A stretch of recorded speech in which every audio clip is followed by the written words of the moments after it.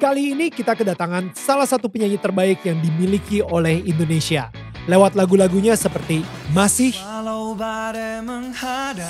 Kau Auraku, Manusia Bodoh, dan masih banyak lagi.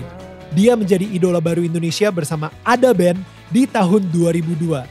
Dia adalah Dony Sibarani.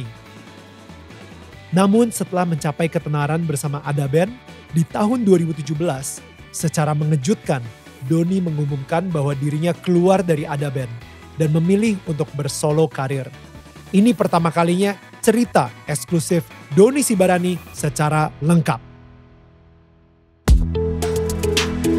Hai, ini gua Daniel, tetangga kamu. Di sini gua akan ngobrol dengan tetangga gua tentang perjalanan hidup mereka dari kacamata spiritual di saat mereka mengalami situasi tidak pasti dan kekhawatiran, sampai bisa kembali bangkit menjadi orang yang lebih kuat dari sebelumnya. It's gonna be very exclusive and inspiring. Jangan lupa ya untuk like, share, dan subscribe. Thanks guys. Alright guys, jadi gua ngerasa this is such an honor. Sebuah kehormatan banget ada Dony Sibarani duduk di sini di Daniel tetangga kamu. Dony ex Ada Band. Iya. Wah, bilangnya kayak gitu ya. Iya. Bro, apa kabar? Puji Tuhan baik. Bro, it's so good to see you. Sama. Seneng banget gue akhirnya di Daniel tetangga kamu. Gue jujur ya, gue ngefans parah sama lagu-lagu lu sebenarnya gitu kan. Maksudnya even lagu Ada Band sendiri yang sebelum lu, yang pas masih di sama Baim ya. Iya. Nah itu pun juga gue sebenarnya udah ngikutin banget gitu. Okay. Dan abis itu pas begitu lu masuk, pasti mungkin banyak ya orang-orang yang kayak ngerasa, waduh ini Ada Band hilang nih soalnya nih kalau misalnya gak ada Baim. Tapi gue ngerasa it becomes even bigger gitu kan. Jadi kayak ada sesuatu yang mungkin urapan baru gitu di Ada Band tersebut. Sehingga jadi gede lagi gitu. Dan I think we wanna know gitu. Mungkin sekarang ini origin story seperti biasa. Gue mungkin awalnya ketika lu sendiri bisa sampai akhirnya masuk Ada Band. What happened hidup lu sebelum Ada Band, sebelum jadi terkenal seperti sekarang ini. Itu lu ngapain dan lain-lain gitu. Oke. Kehidupan Dony mungkin seperti anak-anak kebanyakan. Right. Bukan seseorang yang populer juga, yang dikenal banyak ceweknya, ataupun anak basket atau anak yang juara kompetisi nyanyi atau apa, bukan. Jadi kehidupan Dony betul-betul mungkin buat gue pribadi, kehidupan yang ya sedikit membosankan ya, sedikit flat gitu ya. Oke, Surabaya, di Surabaya? Di Surabaya, okay. Betul. Jadi gue sekolah seperti biasa, tapi puji Tuhannya gue bukan tipikal anak yang kena bully waktu itu ya. Okay. Gue aman lah ya gitu. Dan kehidupan akademis gue juga bukan orang yang pinter-pinter bagaimana juga. Tapi suka nyanyi udah? Suka nyanyi adalah bagian saat gue sedang di rumah sama di gereja, terutama di kamar mandi. Itu gue selalu kasih tahu. Jadi area yang bikin gue sangat nyaman ada cuma di kamar mandi, kalau di rumah sama di gereja gitu. Bro, aja. Gue sekarang ini kalau misalnya gue mandi bro, gue udah ada speaker wireless. Wow. Abis itu di Spotify kan sekarang udah ada liriknya gitu kan. Ada lirik lagunya. Itu handphone gue taruh di situ supaya gue bisa baca lirik lagunya. Dan di situ gue nyanyi man. Karena gak tahu kenapa emang di kamar mandi itu suara gue jadi gak fales. Dan ini ya enak akustiknya betul. Gitu. Gue bisa sampai 2-3 jam nyanyi. Gue di situ kayak di kamar mandi? Iya betul. Gue malah dulu itu 2-3 jam. Kalau sekarang ya enggak lah ya, dipersingkat lah ya segala macamnya. Jadi itu merupakan tempat buat gue untuk bisa.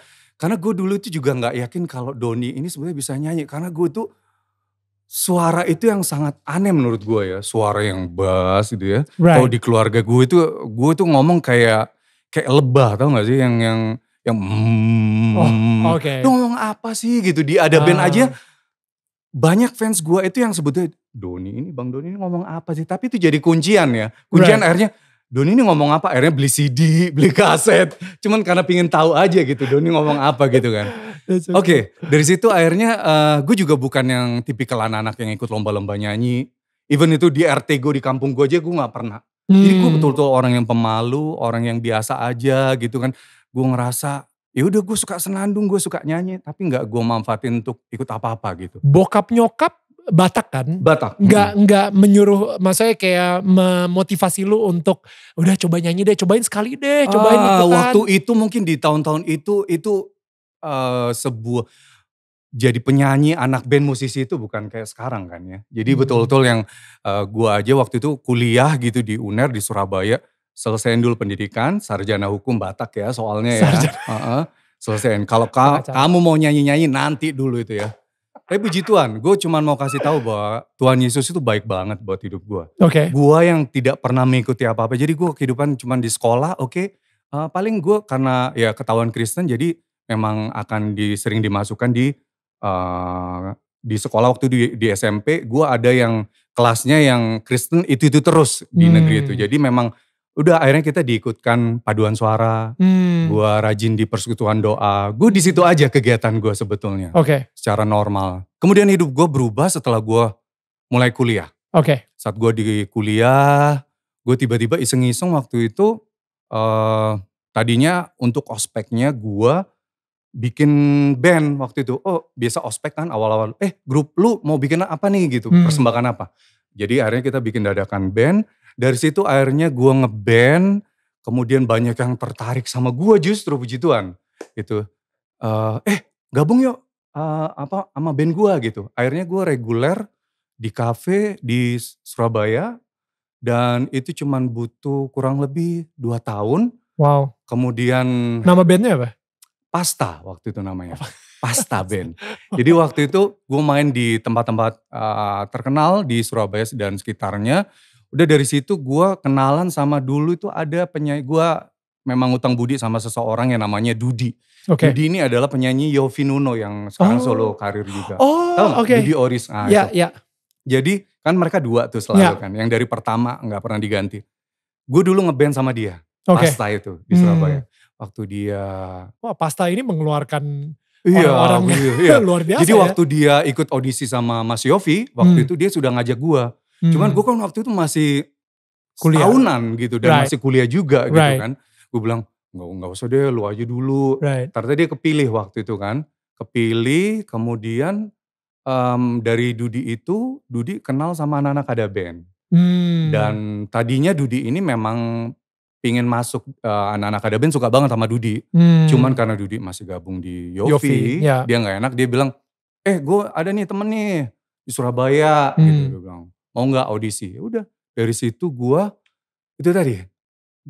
hidup gue itu betul-betul kasih karunia dari Tuhan aja. Tahun-tahun 2000 ya berarti, tahun-tahun 2000 itu adalah sebuah pekerjaan menjadi seorang musisi adalah pekerjaan yang dianggap sepele gitu ya untuk orang tua. Kamu kasih makan apa itu anak orang atau hidup kamu nanti gitu kan. Lihat dong Hotman Paris. Wah. Jadi pengacara makanya. Jadi pengacara. Di mana-mana kan gitu kan. Gitu. Udah gue gak tahu kenapa gue waktu mau pamit mau audisi tuh ke Jakarta. Gue doa sama Tuhan.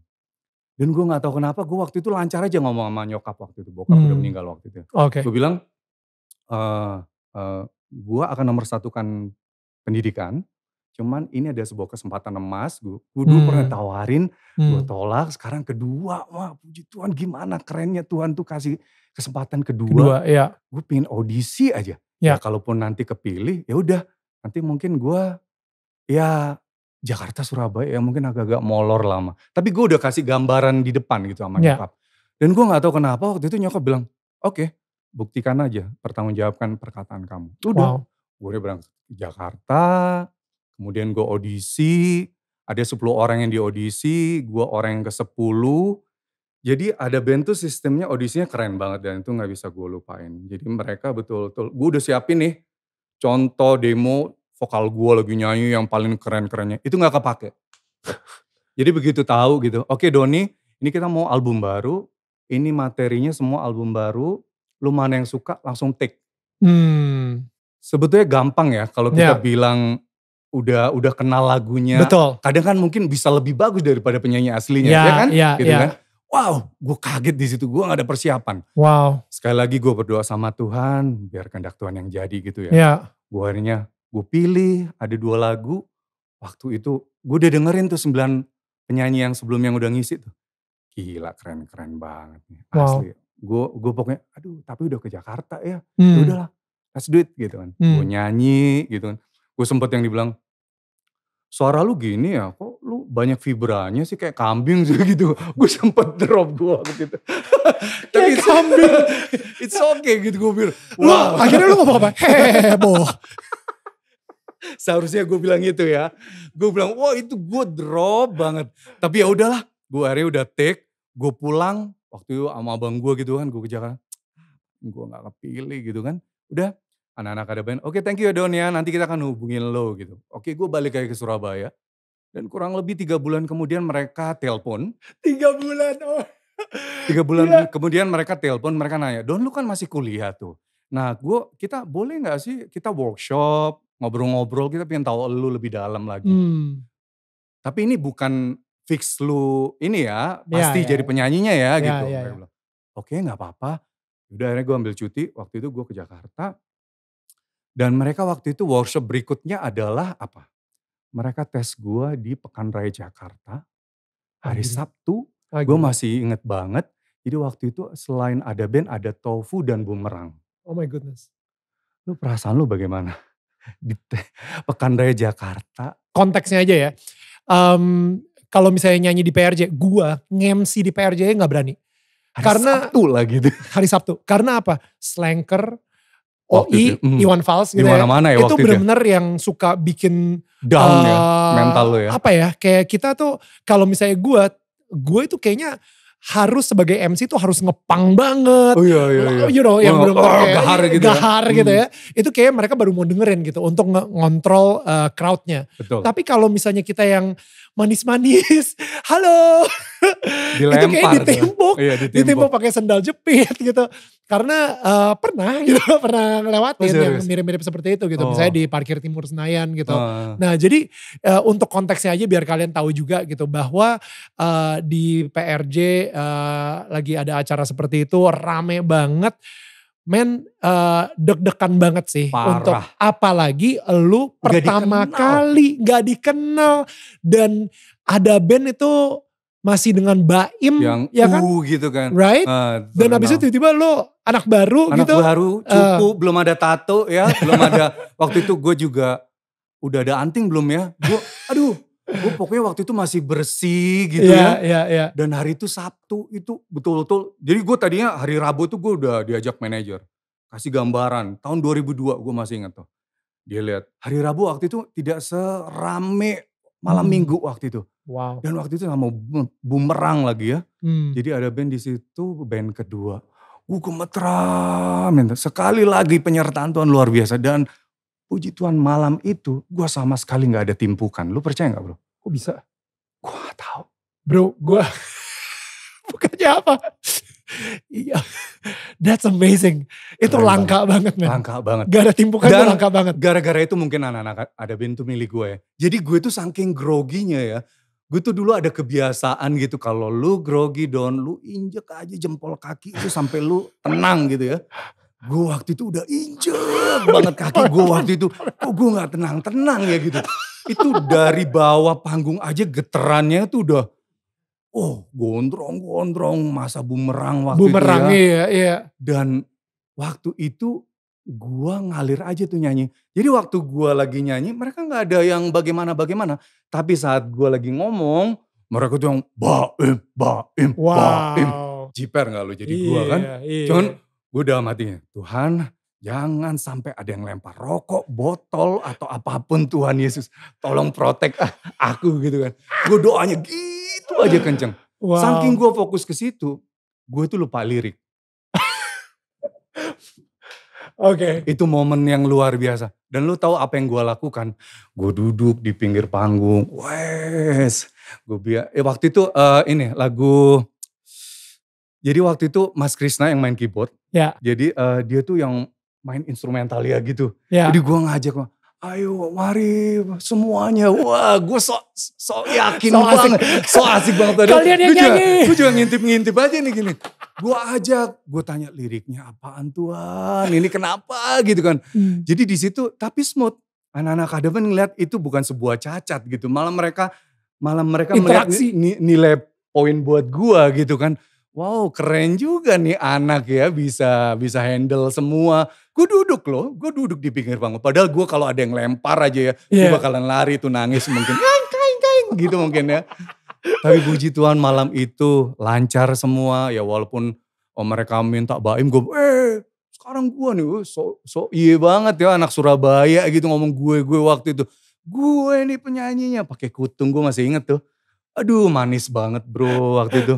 Sedangkan waktu itu masanya rock semua gitu. Dan dari situ akhirnya hidup gue berubah. Dan mereka memilih gue akhirnya. Dan perjalanan seorang Doni akhirnya dimulailah di situ. Doni ada band di situ dimulai. Oke. Hukum gimana? Sarjana hukumnya gimana? Puji Tuhan 7 tahun ya. Selesai juga. Dan gue angkatan 98 ya, 98. Jadi ketahuan ya umurnya berapa ya. Jadi gue seorang waktu itu ya. Duduk paling belakang, gue malu banget ya. Tuwir sendiri. Tuwir sendiri gitu. Tapi puji Tuhan, waktu nama gue dipanggil gitu ya. Itu semua orang berdiri. Alma mater pada bangga ya. Yang tadi gue ciut gitu, wah keren juga nih gitu kan, dikenal gitu. Keren. Kalau misalnya boleh tahu, bokap lu sendiri itu meninggal ketika lu umur berapa? Tahun 2000, jadi umur 20 tahun. Oke. Dan gue audisi di Ada Band 2002. Album pertama di Ada Band Metamorphosis 2003. Dengan first singlenya waktu itu, Walau Badai Menghadang. Ingat lakukan selalu. Wow, itu pecah di mana-mana. Gila sih. Dan itu sih yang bikin Ada Band kayak, ya itu Metamorphosis itu yang benar-benar jadi. Ya, itu doa ya. Iya. Kita bikin album. Keren. Quick question, album Metamorphosis itu, lu kan baru pertama kali banget, ya kan, di situ. Dan katanya lu ini dipercayakan juga untuk menulis lirik di album tersebut. Betul. Itu menurut gua sesuatu yang gila banget sih. Gila banget. Maksudnya betul. dari baik ya. Ya, I mean like, dan teman-teman band lu juga baik gitu maksud gue. Iya gak sih? Dan salary gue sama loh dengan yang lain. Walaupun gue anak baru gitu, mereka tidak membedakan. Mereka bilang, Don lu bisa apa? Tadinya gue malu gitu ya. Gue kan kerjanya nulis nih. Emang gue suka nulis emang dari dulu tuh gue suka nulis. Apapun tuh gue suka nulis gitu. Kata-kata bagus gue selalu tulis. Walaupun tuh random gitu.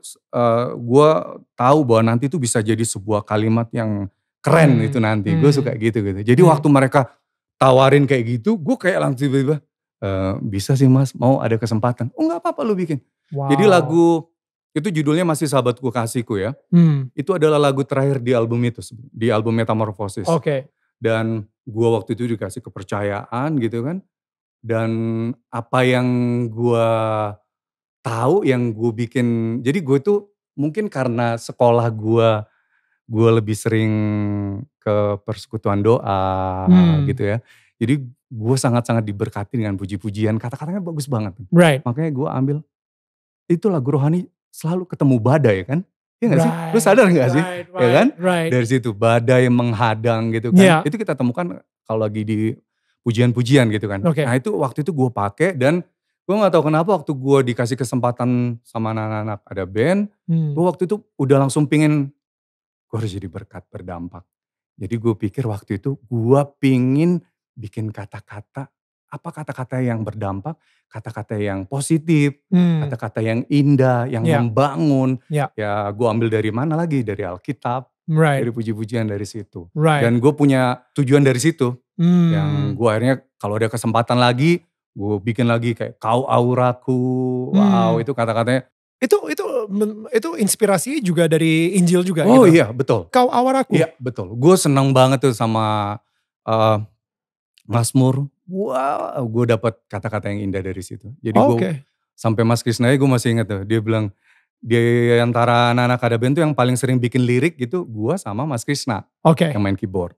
Itu dia bilang Kau Auraku ini Kristen banget sih. Dia bilang kayak gitu? Sampai responnya kayak gitu. Karena lu satu-satunya yang Kristen di situ kan? Nah berarti yang lain akhirnya gimana ketika kayak, kenapa, by the way kenapa Kristen banget? Maksudnya? Lirik bagian mananya yang di Kau Auraku? Kau auraku pancarkan sepercik harapan. Kau auraku pancarkan sepercik harapan. Right. Jadi gue waktu itu mengusung, gue kagum banget sama sosok Tuhan Yesus. Oke. Jadi gue di situ pengen tujuannya biar jadi berkat. Gue makanya kalau bikin kata-kata itu yang bisa membangun, walaupun kita gak bisa mengkiri bahwa kehidupan itu ada turun, ada naik. Tapi gue punya visi waktu itu supaya kasih realita aja sih kehidupan. Oke, bentar ya, ini gue ngecek nih langsung aja nih lirik Kau Auraku. Malam kehadiran cinta aja itu udah. Rasakan cinta yang tulus lewat aliran darahmu. Oh my God. Kau auraku, oh pancarkan sepercik harapan. Oke. Iya sih, sekarang gue baru ngeh sih. Sebelumnya gue gak pernah ngeh gitu. Tapi yang menarik adalah ketika lu nyanyi lagu itu gak kedengeran, gue gak pas lagi dengerin itu pun juga gue gak kepikiran Tuhan gitu. Yeah. Tapi yes, maybe the spirit yang lu bilang gitu ya. Kayak lu mengingatkan akan sesuatu tentang cinta, tentang harapan, tentang kebahagiaan. Betul. Gitu kan. Yeah. Walaupun itu bukan lagu rohani, tapi lirik lagunya spiritual banget berarti gitu. Jadi gue memang punya misi waktu itu buat gue pribadi. Gue pengen, oh ini gue dapet tempat di sini ya. Kan kita harus kalau membuat sebuah karya kan gue pikir kita harus fokus dapetin dulu gambarannya sejelas mungkin. Yeah. Dari situ kita bisa berangkat, oke, kata-katanya mengalir gitu ya. Gila sih, mas gue jarang banget, sampai hari ini jarang banget gue ngeliat ada vokalis yang digantiin tapi bandnya jadi jauh lebih besar. Situ aneh. Right? Dan I think iya, itu gak gampang gitu. Yang beda itu sebenarnya yaitu kayak I think kekuatan di lirik yang lu tulis.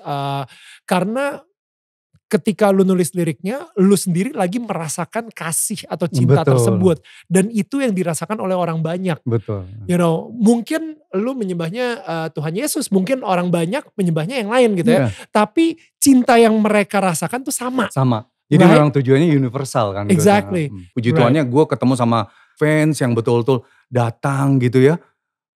Sorry, mereka mungkin pakai hijab gitu. Mereka kasih gue salib. Wow. Itu gue merinding bro. Wow. Itu keren banget. Jadi gue pingin semua itu bisa berdampingan gitu kan. Gak rusuh. Sama kok kita. Jadi kemana-mana gue selalu dikasih salib. Itu keren kan. That's beautiful. Yeah. So berapa tahun sama Ada Band? Puji Tuhan 14 tahun. That's a long time bro. Setelah 14 tahun di Ada Band, kenapa memutuskan keluar gitu. Jadi gue emang denger banyak sekali kesaksian-kesaksian yang udah lo kasih tahu juga di YouTube segala kayak gitu. Dan kayaknya semasa 14 tahun itu lu bersinggungan banget dengan banyak sekali hal-hal yang lu sebenarnya gak setuju tapi lu lakuin. Jadi mungkin gak tahu ya, mungkin kebiasaan anak band kah? Karena oke, bukannya apa. Again gue kasih konteksnya lagi. Gue jadi VJ MTV itu cukup lama dan kita sering banget roadshow. Sama anak-anak band.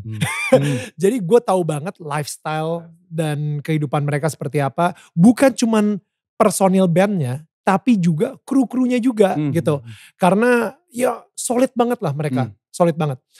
Gue penasaran banget ketika gue dengerin salah satu kesaksian lu juga. Dimana lu sempet cerita cukup banyak soal ini tapi gak lengkap menurut gue. Jadi gue pengen tahu nih. Karena aneh banget untuk lu yang begitu masuk di Ada Band langsung meledak banget. Dan abis itu orang-orang kayak ngefans parah. Gue sendiri salah satu fans banget gitu ya. Khususnya lu, gak tahu kenapa gitu ya. Gue ngefans, gue yang kayak mungkin karena lu orangnya introvert, lu gak banyak ngomong.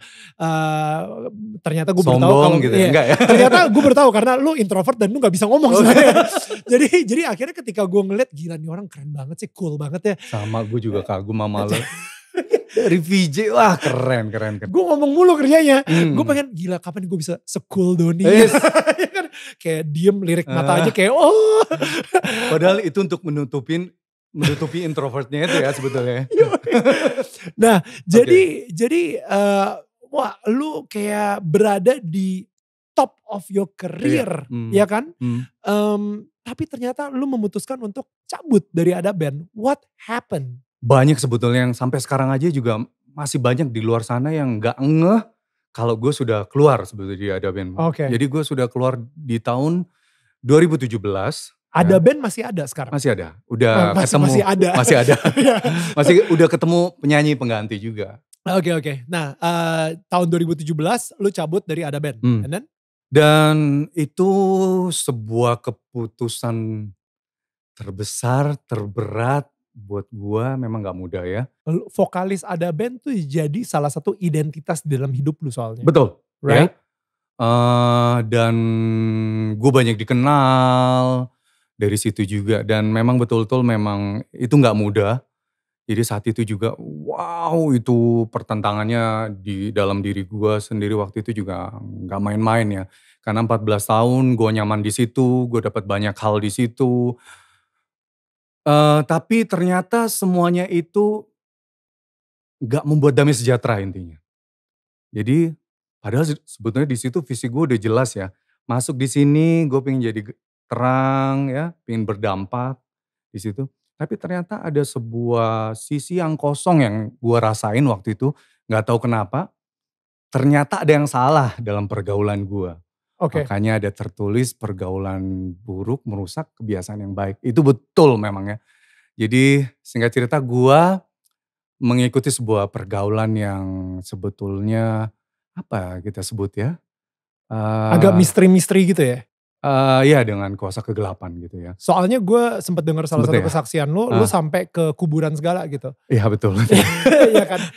Ya itu udah ada di YouTube soalnya. Makanya gue berani ngomong ini soalnya udah ada gitu. Jadi dan itu menarik banget karena you know lo kayak mulai bermain dengan kuasa kegelapan. Sehingga lu sendiri juga mulai intrik. Ya, karena mungkin di Indonesia sendiri yang namanya dukun itu kayak udah normal gitu. Normal betul. Right? Orang pintar ya. Orang pintar. Ini mau hujan nih kita pakai pawang hujan. Betul. Right? Itu kayaknya udah normal. And yet sebuah bagian dari budaya ya. Betul banget. Nah tapi itu yang sekarang ini jujur kalau misalnya dari gue sendiri, gue masih suka mempertanyakan itu sebenarnya part dari agama apa kayak gitu kan. Jadi apakah itu dari Allah, itu dari Tuhan atau dari spirit yang mana gitu. Gue penasaran aja gitu ya karena jujur gue bersyukur banget gue belum pernah mengalami atau tinggal atau hidup di daerah tersebut gitu. Di area tersebut di area tersebut gitu ya. Dan tapi lu ngapain ke kuburan gitu. Itu mungkin kena lagu sendiri ya, manusia bodoh ya. Gitu ya. Oh wow. Good. Ya. Oke, jadi waktu itu gue cerita ya. Jadi pergaulan ini sebetulnya Doni ini adalah orangnya sangat penakut banget. Oke. Kemudian gue di Jakarta walaupun mungkin ada keluarga gitu ya. Tapi gue kan sendiri gitu. Gue gak mau lah ngerepotin keluarga. Ya. Jadi apa-apa sendiri gitu ya. Nah di saat gue harus segalanya memutuskan sendiri itu. Kan kadang kita bertentangan ya sama seorang yang penakut banget ini gitu kan. Sedangkan pekerjaan gue itu kemana.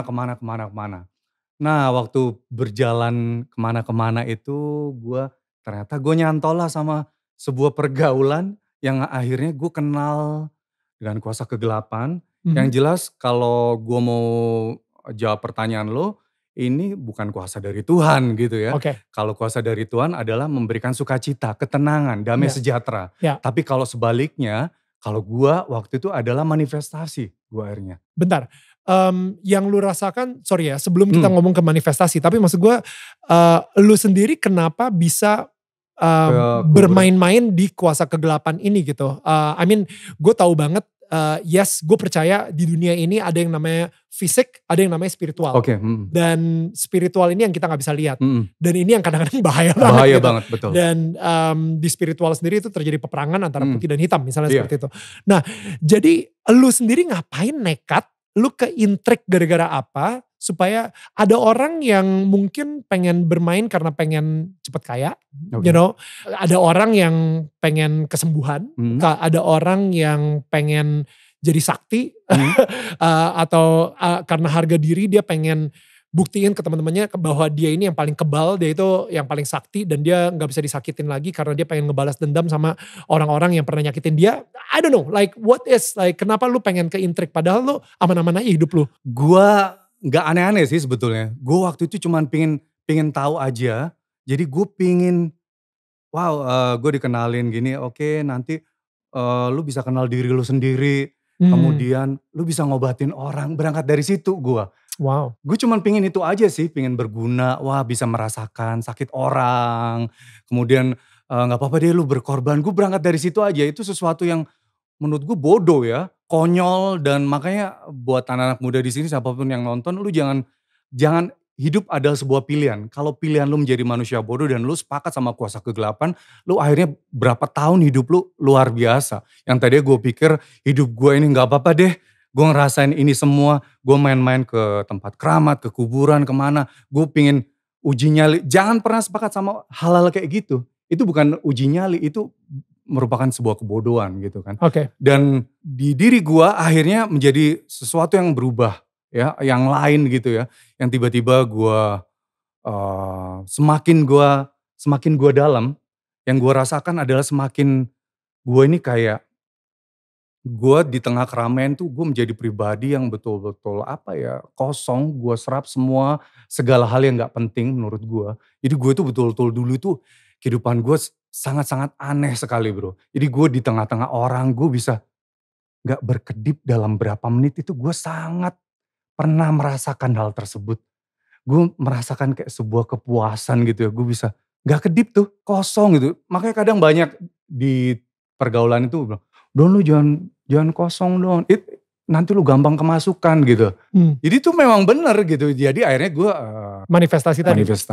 Gue jadi berubah menjadi harimau, jadi ular, dan itu gue lakukan dalam keadaan sadar. Dan gue tetap di bawah sadar, di tengah kesadaran gue bilang, gak apa-apa deh gue berkorban. Itu sebuah kebodohan menurut gue ya. Dan itu merupakan masa lalu yang akhirnya gue setelah berapa tahun, titiknya di mana, wah ini gak bener ini gitu ya. Seharusnya hal yang baik yang gue terima. Bukan menjadi seorang yang itu tadi jadi harimau, apaan tuh gitu kan. Itu sakit semua lagi badan itu, karena kan itu bergejolak semua, berubah gitu kan. Gue kayak gak bisa dihentikan gitu loh. Ini kejadiannya pas lu lagi manggung di backstage atau di mana? What happened? Macem-macem, di backstage gak mungkin. Jadi gue bisa sebelum itu atau sesudah itu gitu. Jadi bisa kapan aja gitu. Seriously? Iya. Jadi dan itu bisa datang gitu aja gitu. Saat gue bengong, kosong, gue bisa masuk. Jadi kadang gue butuh sebuah mungkin butuh teman buat ngobrol atau apa gitu. Gue tahu bahwa ini gak enak ini gitu. Cuman di satu sisi gue pikir gak apa-apa deh, ini bisa jadi penolong atau sesuatu hal yang ya gak apa-apa deh. Bikin berkorban, wah itu konyol banget. Itu cuman itu aja sih bro, bukan pengen jadi sakti atau apa, enggak. Gue cuman berangkat dari situ aja. Gue cuman pengen jadi penolong yang konyol sebetulnya ya akhirnya gitu kan. Lu kayak ini ya, mungkin di sisi lu ada sisi insecure-nya karena lu pengen nyenengin semua orang. Iya. Right? Iya betul. Lu ngerasa lu pengen diterima dan ini adalah cara yang terbaik supaya lu bisa diterima di lingkungan lu. Supaya berguna. Right? Dan akhirnya ya udah deh, demi diterima, people pleaser, sehingga akhirnya lu bermain-main dengan si kuasa kegelapan tersebut. Betul. Apa yang terjadi ketika lu jadi harimau atau jadi ular itu, dan apakah lu didoain lah atau lu dibacain ayat lah atau gimana? Iya, mereka ya karena gue gak bisa ngontrol ya waktu itu walaupun gue sadar gitu ya. Jadi mereka itu seperti ada kayak sebuah pola yang harus dibaca sebetulnya gitu ya. Dan mereka aja yang tahu gitu, kalau gue kan angka ngikut aja gitu kan. Jadi saat Doni gini, Doni mengeluarkan gerakan kayak gini, bacanya seperti ini. Dan tanpa gue tahu itu sebetulnya tentang apa sih gitu ya. Jadi akhirnya itu tadi, walaupun setelah dibacain sebetulnya ya mungkin reda saat itu, tapi kemudian berapa jam kemudian balik lagi gitu-gitu. ini gue penasaran sih. Karena lu sebenarnya dari awal ada band aja itu kayaknya lu mempunyai iman yang kuat. Betul. Ya kan? Lu kayaknya pengikut Yesus Iya. gitu kan. Lu rajin doa, lu rajin ke Iya. gereja, lu suka nyanyi puji-pujian. Kenapa masih bisa kemasukan juga bro? Nah, oke, makanya itu gue bilang kan hidup ini adalah sebuah pilihan. Oke. Bagus lu gak mengenal seperti itu. Oke. Jangan pernah kasih celah sedikit pun untuk kuasa kegelapan. Karena itu luar biasa. Sedangkan hidup kita ini aja sendiri sekarang ini kan sedang peperangan ya. Lewat kedagingan kita segala macamnya gitu kan. Ditambah lagi lu kasih celah untuk spirit. Spirit kayak gitu kan. Jadi saat itu cuman berangkat dari ngalahin rasa takut biar lebih berani, berguna, pengen diterima, biar berguna gitu sama orang-orang di sekeliling, gak apa-apa deh gue gitu. Berangkat dari situ akhirnya lu jadi pribadi yang aneh banget gitu ya. Dan gampang jadi trans gitu. Wait.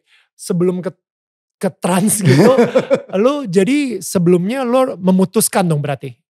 Lu ada sebuah keputusan? Ada sebuah keputusan. Jadi sebenarnya lu dilindungin, tapi lu kayak bilang gak apa-apa, gue yang berkorban, gue yang memilih supaya gue bisa diterima sama lo. Akhirnya lu ngelakuin sesuatu, misalnya kayak baca ayat gitu misalnya, lu main ke kuburan atau lu main ke tempat keramat, dan disitulah karena lu memilih untuk melakukan hal tersebut, perlindungan itu tiba-tiba ya retak gitu, dan akhirnya mulai masuklah si kuasa kegelapan itu. Semuanya itu banyak dan sebuah titik akhirnya dimana gue merasa capek ya. Ini bukan sesuatu yang menyenangkan, tapi ini membuat gue sakit semua ini gitu. Jiwa raga gue sakit nih kayak gini. Akhirnya sebuah titik dimana gue waktu itu sakit sebetulnya. Right. Jadi gue 3 hari bro, gue 3 hari gak bisa makan, semua keluar. Kemudian gue gak tidur, kesakitan di sini terus ya, gue gak tahu kenapa itu kayak di situ tuh titiknya di mana gue akhirnya kenapa ya ini ya, saat gue tanya sama mereka pun mereka gak bisa menyembuhkan gue. Waktu itu ini kenapa nih, apa efeknya gue bermain-main di situ gitu ya, karena ada teman gue yang bilang, wah di badan lu udah banyak tuh yang ada yang nempel, ada ular, apalah gitu-gitu. Serem bro waktu itu mainan. Lu denger kayak gitu gimana? Wah waktu gue ngerjain itu semua, gue tetap ke gereja, gue tetap nyembah Tuhan, gue tetap puji-pujian, gue tetap baca renungan Alkitab tetap ya. Tapi gue kasih kesempatan celah tersebut kan buat kuasa kegelapan kan. Tapi saat itu semua bikin gue sakit. Gue betul dalam nama Tuhan Yesus gue lepaskan ini semua gitu kan. Dan puji Tuhan waktu itu gue sembuh. Dan gue akhirnya itu sebuah titik akhirnya dimana gue capek sama kegiatan kayak gitu. Gue stop kayak gitu saat ada ajakan enggak, gue gak mau. Gue betul-betul bilang gak mau sama mereka. Dan di situ akhirnya gue, wah ini nih harus lebih dekat lagi. Yang porsinya mungkin cuman sampai 3-4 kali, gue harus lebih lagi. Menyembah Tuhannya harus lebih lagi gitu kan. Karena memang benar ya, hidup kita ini adalah sebuah pilihan dan peperangan menurut gue ya. Dan mereka suka banget nih, dan gak suka kalau mereka, wah ada yang tobat nih, anak Tuhan nih gitu, gak bisa. Mereka lebih serang lagi gue di situ.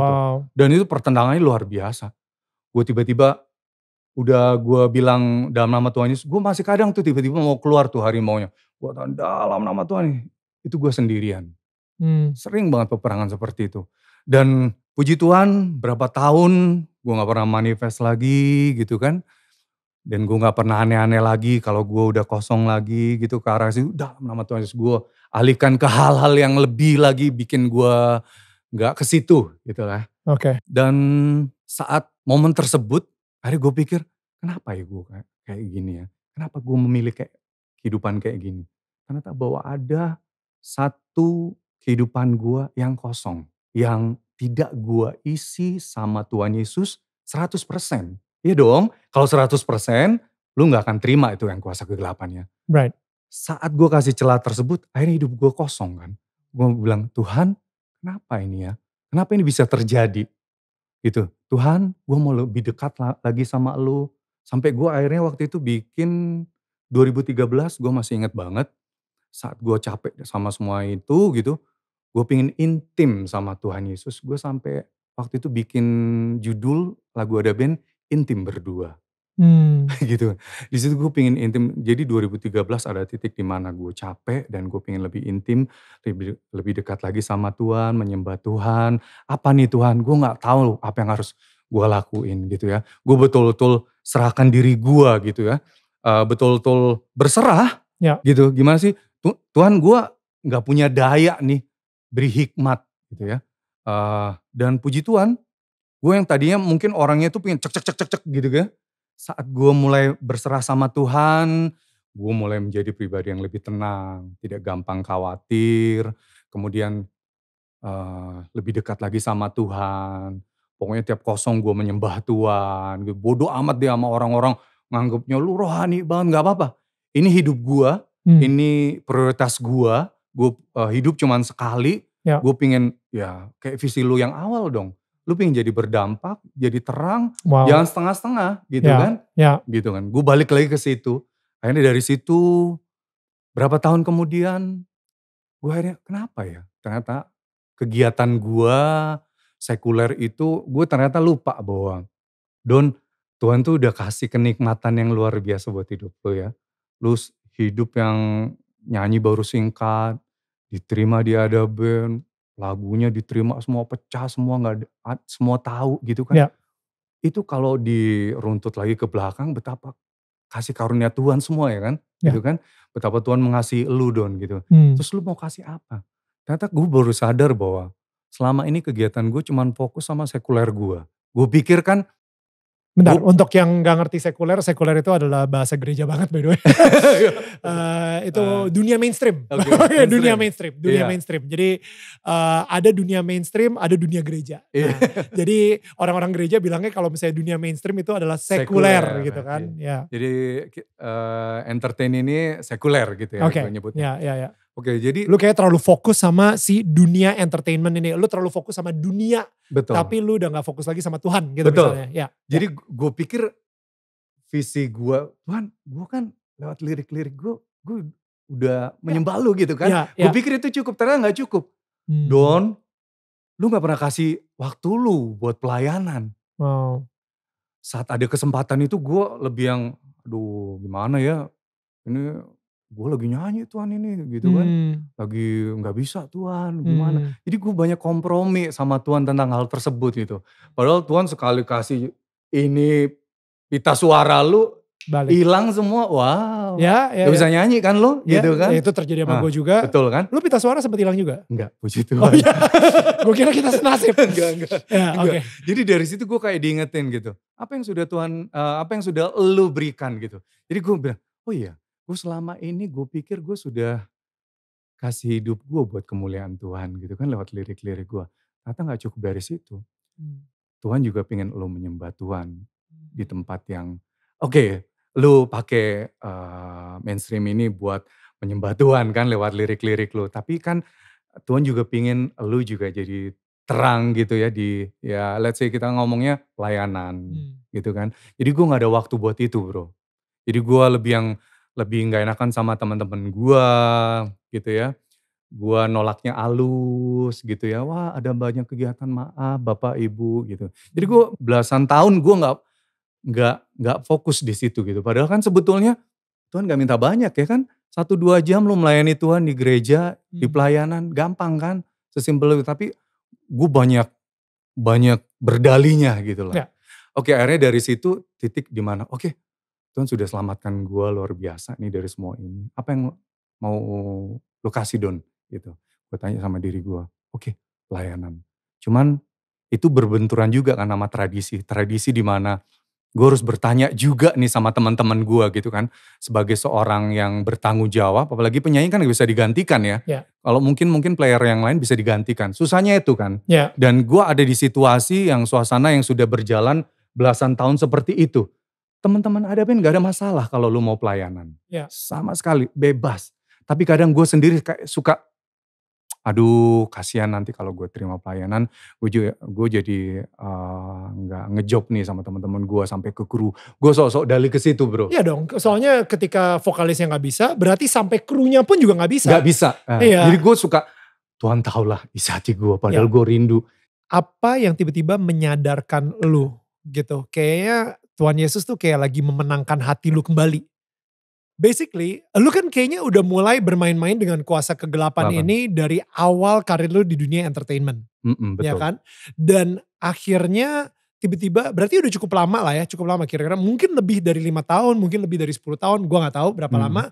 Tapi apa satu peristiwa yang kayaknya Tuhan Yesus tuh memenangkan hati lu kembali gitu. Peristiwa apa di situ yang kayaknya lu kayak ditoyor gitu, Don, lu itu anak gue. Lu bukan anak band, lu anak gue. Sebetulnya banyak yang ngingetin ke gue gitu kan. Gue percaya itu Roh Kudus ya. Tuhan bicara lewat Roh Kudus bilang, Don lu salah gitu kan. Walaupun mungkin peperangan di satu sisi gak apa-apa Don. Lu berkorban, lu bisa jadi berguna buat teman-teman lu. Lu kan bisa ketahuan nih mau dapat serangan apa nih. Itu sampai kayak gitu itu kejadiannya. Nanti apa yang akan terjadi sama lu. Kita suara lu tiba-tiba dihilangin nanti. Itu bisa kan Don gitu. Lu ketahuan. Lu berguna kok Don. Tapi di sisi lain, jangan Don. Lu kan punya visi di Allah pengen jadi berdampak, terang. Lu bikin kata-kata dari Alkitab. Kenapa? Jadi itu suka pertentangan sebetulnya. Sampai akhirnya sebuah peristiwa di mana gue tanya sama Tuhan. Gue bilang, Tuhan ini kenapa ya gue kosong kayak gini. Walaupun gue gak sampai yang aneh-aneh ya. Gue pengen bunuh diri atau apa. Gue gak gitu. Cuman ada yang aneh nih. Gue kayak ngeri sendiri dengan diri gue. Kayak ada yang di samping gue yang begitu luar biasa. Kayak pingin makan gue rasanya kayak gitu kan. Jadi yang gue sampai yang ngeri banget gitu. Gue ini gak bikin gue nyaman, damai sejahtera ini. Sedangkan yang damai sejahtera itu cuma datangnya dari Tuhan ya, Tuhan Yesus gitu kan. Gue udah doa sama Tuhan, tolong Tuhan gue takut. Gue gak mau nih kosong kayak gini. Sampai akhirnya gue tuh kadang ada nih, gue masih inget banget. Ada fans gue yang ngomong gini. Don, dia tuh kayak penikmat gitu ya lirik-lirik gue. Dia sampai seorang ibu-ibu dia bilang, Don lu tuh sebetulnya orang yang kosong. Lu tuh mendambakan sebuah cinta sebetulnya. Dia sampai bikin kesimpulan kayak gitu bro. Gue sampai oh iya padahal kan gue bikinnya itu tidak kedetek orang ya. Gue kaget tuh. Itu omongan satu orang yang gue masih inget banget. Dia bilang lu orang yang kosong. Gue masih inget banget. Di situ padahal gue selalu selipkan. Oh gue butuh, enggak kok cinta Tuhan tuh luar biasa. Walaupun gue kemas seperti percintaan gitu kan. Kayak lu udah penuh dengan cinta Tuhan gitu. Padahal. Gitu kan. Ternyata orang masih bisa menilai seperti itu ya. Berarti ada yang salah kan. Udah dari situ akhirnya gue doa sama Tuhan. Tuhan gue gak mau manifest seperti ini. Gue gak mau ngerasain hal yang ini. Gue gak mau, gue kepunyaan lu Tuhan. Gue berharga buat, gue berharga di depan lu Tuhan. Di mata lu Tuhan. Gue pengen berubah Tuhan. Gue gak menikmati yang jelas ini. Ini udah cukup Tuhan gue bilang kayak gitu. Dan saat itu terjadi, peperangan tetap terjadi. Tiba-tiba waktu gue sendirian, kadang gue pengen mau berubah, gue tahan dalam nama Tuhan Yesus. Dalam nama Tuhan Yesus. Jadi tiba-tiba mau berubah apa harimau atau dalam nama Tuhan. Kalau gue kosong, mau apa gitu. Gue dulu tuh sampai sakit orang gue juga ngerasain. Lu bisa ngerasain sakitnya orang? Sakit orang, perasaan orang. Sampai gue akhirnya kalau lagi bikin itu tadi ya, gue menemukan sebuah kenikmatan. Oh gue kan bikin lirik. Gue lihat nih muka orang, oh dia masa depannya suram nih. Gue akhirnya gue interview dia, gue tanya-tanya untuk gue bikin liriknya di situ. Karena gue tahu, sampai gue bikin manusia bodoh itu gitu-gitu kan. Gue tahu kedalaman dia sakitnya bagaimana jadi manusia bodoh. Jadi gue kayak ada sebuah indikasi, oh gue berguna kok, gue dapetin sesuatu hal kok dari sini gitu kan. Walaupun akhirnya gue harus berkorban dengan gue yang suka manifest dan aneh-aneh itu gitu ya. Manusia bodoh mana yang lo wawancara by the way? Inisialnya aja. Ada tuh teman gue. Udah dari situ gue sepakat akhirnya udah gue 2013 gue pengen lebih intim sama Tuhan. Gak bisa nih, gue harus lebih dekat lagi. Apa nih? Di situ gue dapat hikmat juga. Don, apa sih yang sudah lu kasih sama Tuhan selama ini? Tuhan kasih begitu banyak kenikmatan buat lu. Gila nikmat mana yang, wah Tuhan tuh keren banget. Ya, lu gak pernah, maksudnya lancar semua gitu bro. Lu gak pertama kali audisi ya langsung masuk ada band langsung gitu. Masuk ada band. Dan habis itu ada band meledak banget. Dan di saat lu perjalanan nyanyinya juga, Ya elah, lu juga baru 2 tahunan nyanyi, lu bukan Wow. anak yang ya. Betapa Tuhan luar Wow. biasa bekerja dalam hidup lu. Iya. Dan lu mau kasih dengan lu berubah-ubah seperti kayak gitu. Sedih kan Tuhan kita kan, gitu. Gue kayak diingetin sama Tuhan gitu kan. Soalnya Betapa sebagai ayah, sebagai bapak, ngelihat anaknya seperti itu, sedih sih pasti. lu tau, gue kalau tiap pelayanan ya, gue selalu mengumpamakan diri gue itu kayak anak yang hilang. Mmm. Wow, gue kadang, wow Tuhan itu Mmm. luar biasa. Mmm.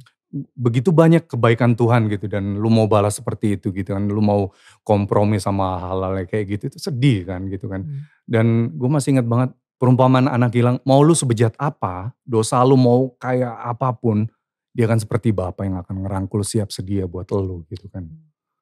Jadi dari situ akhirnya gak bisa nih, gue harus lebih lagi menyembah Tuhan. Dan mungkin kegiatan gue lebih fokus sama entertain terus gitu ya, gue gak punya waktu. Padahal sebetulnya ada waktu itu untuk lu pelayanan ke gereja, lu nyampaikan, Tuhan tuh kasih talenta suara. Ya, suara buat Tuhan gitu kan. Jangan cuman buat dunia yang lu kasih gitu lah. Ya Mmm. kan, Tuhan juga pengen lihat gitu kan. Walaupun Tuhan kita itu apa ya, dia bekerja dengan tanpa pamrih menurut gue ya. Dan saat gue berserah sama Tuhan, gue gak tahu kenapa kayak ada sebuah power yang untuk berani, yang tadinya gue belasan tahun itu gue gue redam gitu ya. Anak-anak ada band gak ada masalah gue kalau mau pelayanan. Mmm. Mereka kasih waktu gitu. Cuman kadang masalahnya adalah di gue gitu. Gue pikir kalau gue terima pelayanan nanti pekerjaan jadi off berarti Berkurang. kan Ya, gitu. ya, Sedangkan gue harus mikirkan anak-anak yang lain, ya. keluarga, kru, Oke. production, banyak Lo gitu loh. berkorban lagi demi mereka Berkorban gitu. lagi. Elulah juru selamat dari Ada Band. Gue selalu pakai indikasi itu terus Wow. gitu kan. Dan tapi itu nyatanya bikin lu kosong kok. Ada hal yang seharusnya lu, ya itu tadi, Tuhan gak minta timbal balik sebetulnya gitu kan. Tapi sedih gak sih gitu, Tuhan sudah memberkati hidup lu, terus lu cuman bisa kasih dengan seperti itu gitu. Enggak, pasti Tuhan pengen lebih gitu kan. Udah akhirnya gue dari situ ada sebuah kekuatan yang gue akhirnya berani untuk ngomong sama anak-anak. Saat gue ngomong gak tahu kenapa itu jadi kelancaran gitu. Gue pingin dong melayani Tuhan lebih lagi. Mmm. Gue pingin bikin album rohani gitu. Yang tadinya itu sama sekali gak terpikirkan sama gue, Ya, sama anak-anak yang lain juga gitu. Mereka ya. kaget. Dan gue gak tahu kenapa, itu mereka seperti kayak gak bisa berkata-kata dan mereka bilang, oh gak apa-apa kalau itu merupakan kerinduan lu gitu. Ya. Oh iya, gue memang rindu banget gitu loh. Kayak yang gue bilang di Kawawara kan, kerinduan yang mendalam itu kan. Sebuah kerinduan untuk gue bisa melayani Tuhan lebih lagi lewat talenta yang gue Mmm. kasih, ya, yang Tuhan kasih buat gue gitu kan. Mmm. Udah, akhirnya dari situ berjalan gitu kan.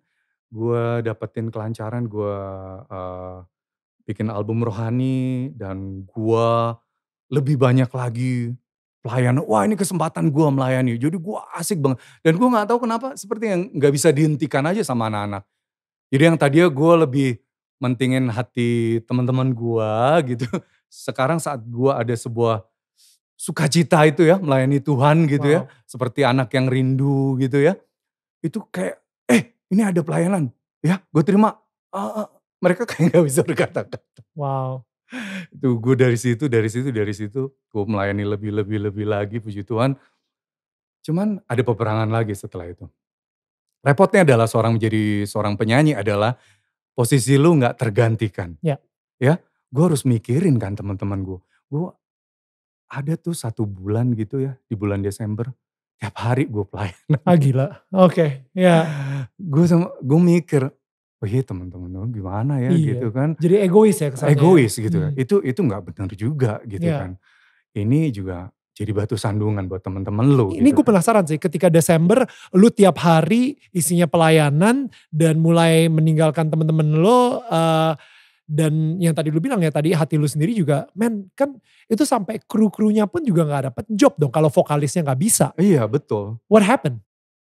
Ya akhirnya dari situ gue bilang, oh ini juga nggak bagus ya gitu Right. kan.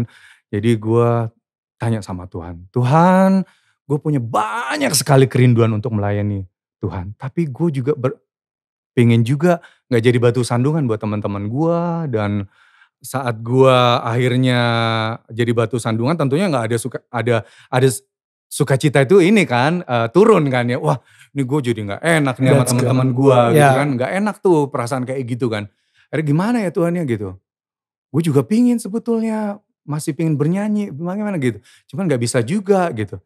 Akhirnya gue ngomong sama teman-teman ada band, yaudah gue keluar. Gue waktu itu sudah menikah waktu itu sama istri gue 2014 gue menikah. Kemudian gue tanya orang yang paling terdekat ya, istri gue. Sayang kalau aku keluar bagaimana ya gitu kan. Dia kaget sih. Tapi dia bilang, ya saya kan nikahin kamu karena kamu vokalis ada band. Baru juga nikah, anak masih kecil gitu kan. Wah gimana itu gitu kan. Udah akhirnya tapi gue ingat banget istri gue bilang, kalau buat Tuhan ada 1000% aja, gue bilang 1000%. Wow. Istri gue bilang gitu. Wah gue dapet dong dari orang yang paling dekat, istri gue bilang kayak gitu. Oke, berarti ini hikmat yang Tuhan kasih juga kan lewat perantara istri gue. Gue bilang, jadi gue 1,5 tahun sebelum kontrak gue berakhir sama label, gue mundur dari Ada Band. Wow. Jadi gue 1,5 tahun itu gue bilang sama anak-anak Ada Band, oke 1,5 tahun ini kontrak sebelum berakhir, gue pingin keluar dari Ada Band. Jadi mari kita pergunakan waktu kita 1,5 tahun ini dengan maksimal. Apa yang kita mau buat, kita buat.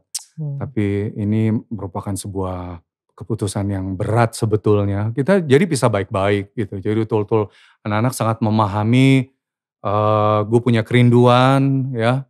Dan mereka gak bisa hentikan itu gitu. Dan lancar, gue ngomong, gue pamit 30 jam. Nyampe di airport di Halim, gue masih inget banget tuh. Gue pengen waktu ngobrol sama mereka gitu kan. Kapan lagi gue anggap begitu kan. Sekali lagi 30 jam itu betul-betul mereka kaget. Wow serius lu, dia bilang gitu. Serius bro, gue bilang gitu. Mereka diem, mereka gak bisa berkata-kata ya. Apalagi karena ini berhubungan sama apa ya? Hati lu. Hati betul, mereka hati lu udah bukan di situ. Mereka gak bisa hentikan itu gitu. Ya. Udah akhirnya dari situ, udah kita jadi gue selesaiin kontrak, gue selesaiin sebuah pekerjaan yang masih tersisa. Dan gue bisa melayani Tuhan. Tadinya gue beranggapan hidup gue berakhir, gue gak akan di-entertain lagi. Gue pengen full time pelayanan gitu kan. Gue pengen Tuhan pakai lebih lagi. Dan tapi gue waktu di pelayanan tuh gue juga selain berdoa sama Tuhan, gue tanya sama hamba-hamba Tuhan yang lain, pendeta-pendeta yang lain ya. Gue tanya, gimana ya kalau keputusan ini gue harus keluar, gue harus sudahi entertain ini bagaimana? Mereka bilang banyak, mereka kasih masukan, Don, lu itu sudah dikenal di entertain. Ya. Lu pengen jadi terang, gue bilang. Ya. Terang itu akan bersinar di tempat kegelapan, dia bilang gitu. Ya. Jadi lu jangan buru-buru ambil keputusan tersebut, lu tanya sama Tuhan, saran banyak hamba Tuhan, pendeta waktu itu jangan ditinggalin. Ya. Malah lu bisa pakai media ini untuk bisa jadi berkat dan berdampak kayak gue selalu usung gitu kan. Ya. Mereka bilang kayak gitu, oh gitu ya, gue bilang. Tapi gue pengen full time nih gitu, pertentangan gue tanya apa sih, sama. Maksudnya kayak lu pengen banget full time itu maksudnya apa? Lu pengen jadi pendeta, lu jadi sekolah teologi, lu bikin gereja, like apa itu full time? Definisi full time itu apa? Gue pengen melayani dari Tuhan ya, kalau Tuhan, gue juga pengen waktu itu. Jadi penyanyi rohani gitu misalnya? Ya pengen jadi penyanyi rohani, gue pengen sekolah pendeta waktu itu, gue pengen jadi pendeta. Gak muluk-muluk jangan jadi gembala lah, gue pengen sekolah teologi, gue pengen mengenal Tuhan lebih lagi gitu kan. Dari situ gue pengen sudah ada beberapa poin-poin yang mungkin gue bisa nanti setelah gue selesai gitu. Ternyata dari pelayanan tersebut ternyata ada hal luar biasa. Gue 2017 gue pisah sama Ada Band. Jadi gue sibuk akhirnya kan melayani. Dan lu tahu bro bahwa Tuhan gak pengen gue berhenti di dunia entertain. Buktinya dari bagian pelayanan-pelayanan tersebut, gue akhirnya banyak menerima pekerjaan wedding singer. Gue pikir itu ada sebuah indikasi bahwa Tuhan pengen gue tetap jadi terang gitu kan. Yeah. Gue masih punya kesempatan nih di sini nih gitu kan. Gue malah banyak sekali kesempatan dari pelayanan tersebut yang akhirnya membawa gue, yang akhirnya sekarang ini gue anggap wow ini sebuah journey baru buat seorang Misi Barani. Yeah. gue masih bikin single per single. Dan lo tahu bro, di saat pandemi ini gue bersyukur banget. Wah kalau bukan karena Tuhan Yesus, gue kemarin-kemarin setelah keluar dari Ada Band, gue mungkin bikin single-single aja gitu kan. Tapi di tengah pandemi, di tengah kesusahan ini, gue punya kesempatan untuk kerjasama sama sebuah gerai ayam terbesar di Indonesia. Dan gue bikin album solo gue pertama kali. Di pandemi? Di pandemi ini. Wow. Coba kalau bukan karena Tuhan ya kan. Ya. Di saat kayaknya gak mungkin ya pandemi lu bisa bikin album fisik ya kan. Ya. Coba. Dan gue punya kesempatan untuk hal tersebut dan singlenya udah keluar. Melayang. Dan melayang betul. Dan albumnya nanti keluar sekitar September. Wow. Wow. Di sebuah gerai ayam terbesar lagi. Jadi sekarang gue banyak belajar di pandemi ini bahwa gue tadinya kan cuma tanya berkati Tuhan, berkati. Tapi gue sekarang mau ubah hidup gue bahwa Tuhan pakai hidup gue buat kemuliaan-Mu gitu kan. Jadi gak cuma berkat-berkat itu pasti itu. Walaupun lewat waktu Tuhan dengan cara Tuhan ya gitu kan. Jadi yang penting lu tetap berdoa, berusaha itu kan gitu kan. Dan wow itu keren banget. Gue aja kadang kalau sharing sama istri gue gitu kita bicara wah keren banget ya Tuhan. Cara kerja Tuhan tuh memang betul-betul di luar akal pikiran kita manusia gitu ya.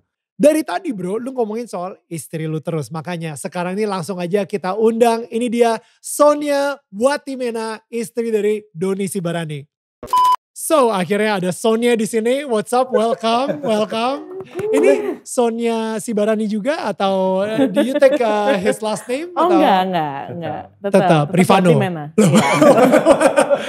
Tetap Ambon. Watimena. Iya, Watimena. Sonia ini adik dari Jonas Rifano ya. Yes. Dan kalian itu ketemunya gara-gara Vano atau gimana? Enggak. Oke, maksudnya lu what happened? Like pertama kali ketemuan tuh gimana ceritanya? Ketemu, dia jemput aku ke bandara.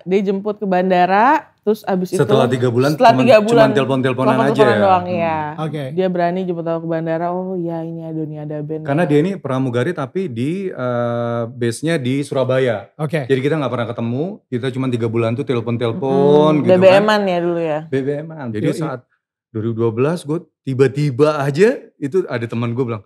Gue kenalin lo ya sama teman gue. Ini ada nih suaminya kebetulan pilot. Pilot ini punya teman pramugari. Pramugarinya ini adalah teman Sonia. Jadi ini udah kayak MLM gini panjang nih kakinya ke bawah gitu kan. Jadi gue bilang oke, ya udah gitu. Kirim dulu fotonya. Right. Cek dulu gitu. Wih cakep. Tato langsung. belum menikah nih waktu itu. Hak milik jadi. Udah habis itu oh cakep ya udah. Habis itu yang buat gue ketawa banget. Dia di mana gitu? Di Surabaya. Gue bilang gila gue sudah ke Jakarta gitu ya. Dari Surabaya. Lu kenalin sama anak Surabaya. Right. Gimana caranya tuh? Tapi dia baik anak Tuhan Don gitu kan. Serius lu bilang tuh. Ya udah kasih aja nomornya deh gue telepon. Gue pengen tahu. Jadi gue sebetulnya waktu itu iseng-iseng aja. Gue pengen ya udahlah pengen tahu dia gitu. Gue gak ada beranggapan nanti akan jadi istri gue. Gue pikir gitu kan. Ya udah pas gue juga lagi kosong gak punya pacar. Udah kita telepon-teleponan. Wah ini anaknya enak gitu kan gitu. Walaupun tadi mungkin sempet teman-teman dia bilang, teleponan sama siapa? Soalnya bapak-bapak banget tuh, om-om mana tuh gitu kan.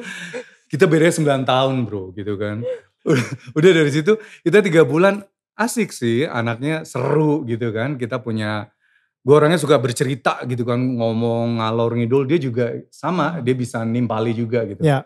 Dan akhirnya suatu hari dia ada kesempatan untuk bisa ke Jakarta. Dia gak ngomong, dia adalah adiknya seorang Jonas Rifano.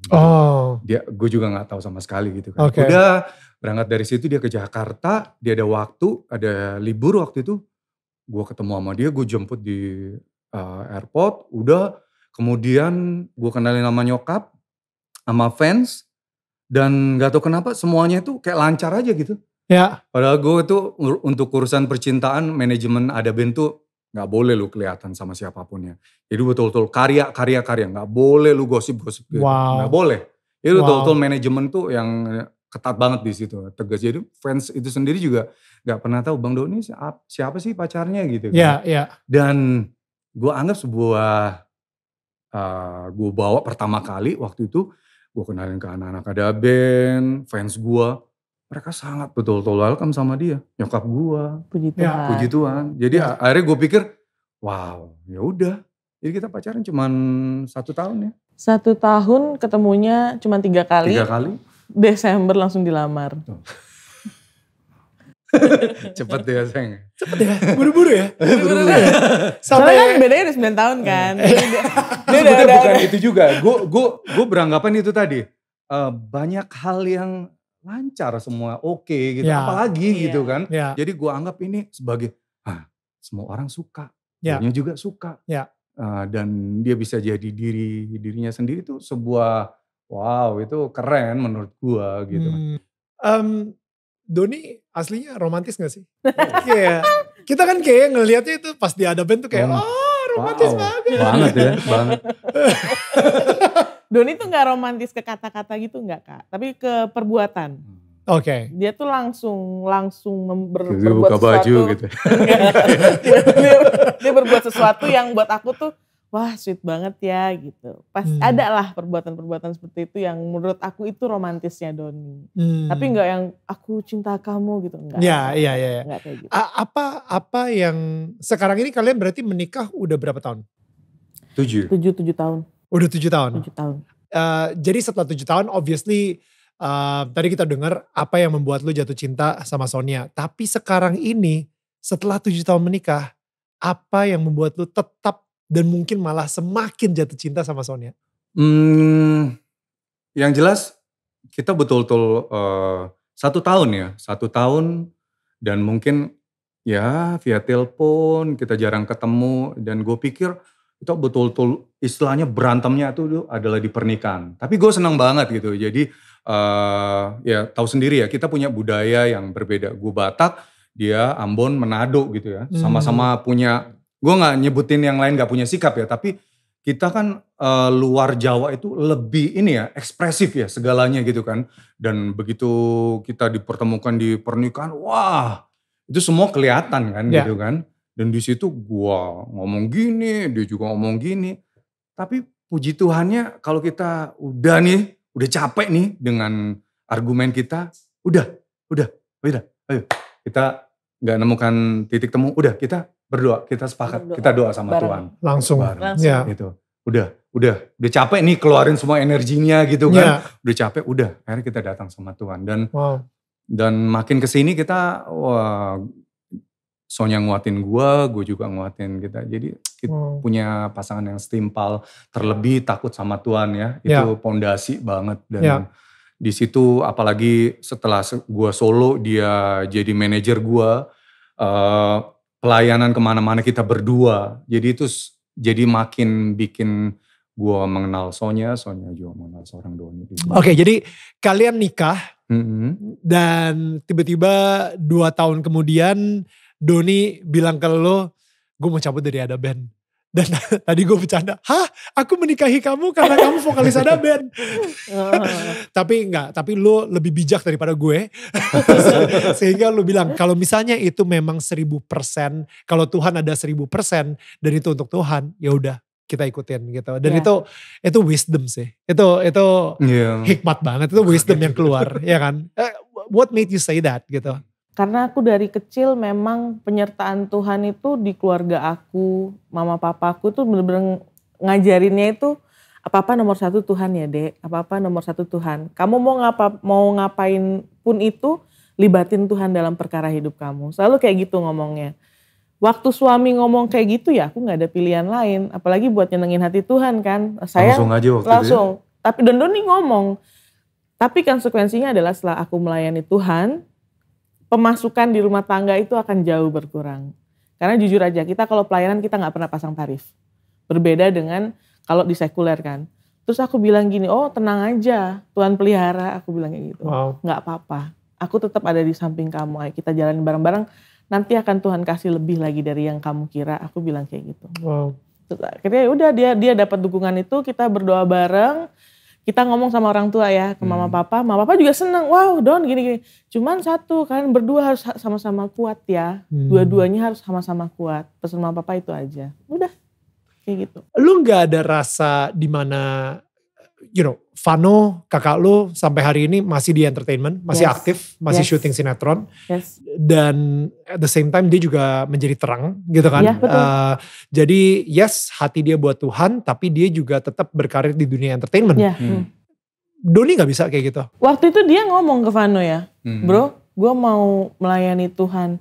Tapi gue takut nih bro, takut kehilangan fans, dia bilang kayak gitu. Gue sempet tuh ngomong kayak gitu.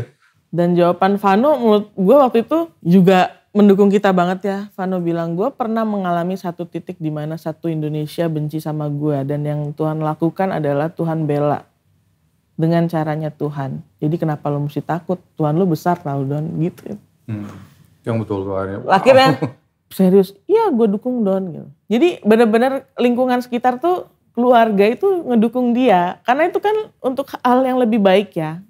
Dan aku ngelihat juga selama dia bener yang dia rasakan selama dia bareng sama bandnya. Sabtu Minggu tuh jadi jarang ke gereja. Kita berdua yang seharusnya ke gereja. Aku jadi ngerasa kalau ke gereja kok gak ada suami di sebelah. Itu juga sedih sebenarnya Kak. Tapi ya mau gimana lagi kan gitu. Tapi setelah kayak gitu melayani bareng Tuhan, ada di gereja bareng sama suami di sebelah nyembah Tuhan bareng itu beda Kak rasanya. Ya. Iya bener beda. Karena lu satu, kita satu, suami bener. istri satu gitu. Betul, dan aku ngerasain perbedaan hidup sebelum melayani Tuhan dengan sesudah melayani Tuhan. Kita kalau doa, kita kalau habis berantem nih, nyindir-nyindirannya lewat doa. Bener, jadi Tuhan aku habis ini tuh gini, habis tadi dia gini Tuhan gini. Nangis bareng lewat doa, tapi setelah amin, kita berdua sama-sama, dia duluan. Maafin aku ya, tadi aku kasar ya sama kamu. Wow. Gitu. Jadi ada forgiveness di balik. Gue dulu orangnya sangat kaku. Kaku banget. Dan gue betul-betul menangis itu adalah sebuah kelemahan harga diri gitu. Gue gak akan gitu. Bokapnya meninggal aja dia gak nangis. What? Gue cuman yang memang keluar air mata. Tapi gue tipikal Batak kan lebih yang meraung-raung gitu. Gitu. Gue yang tiba-tiba cuman keluar gitu.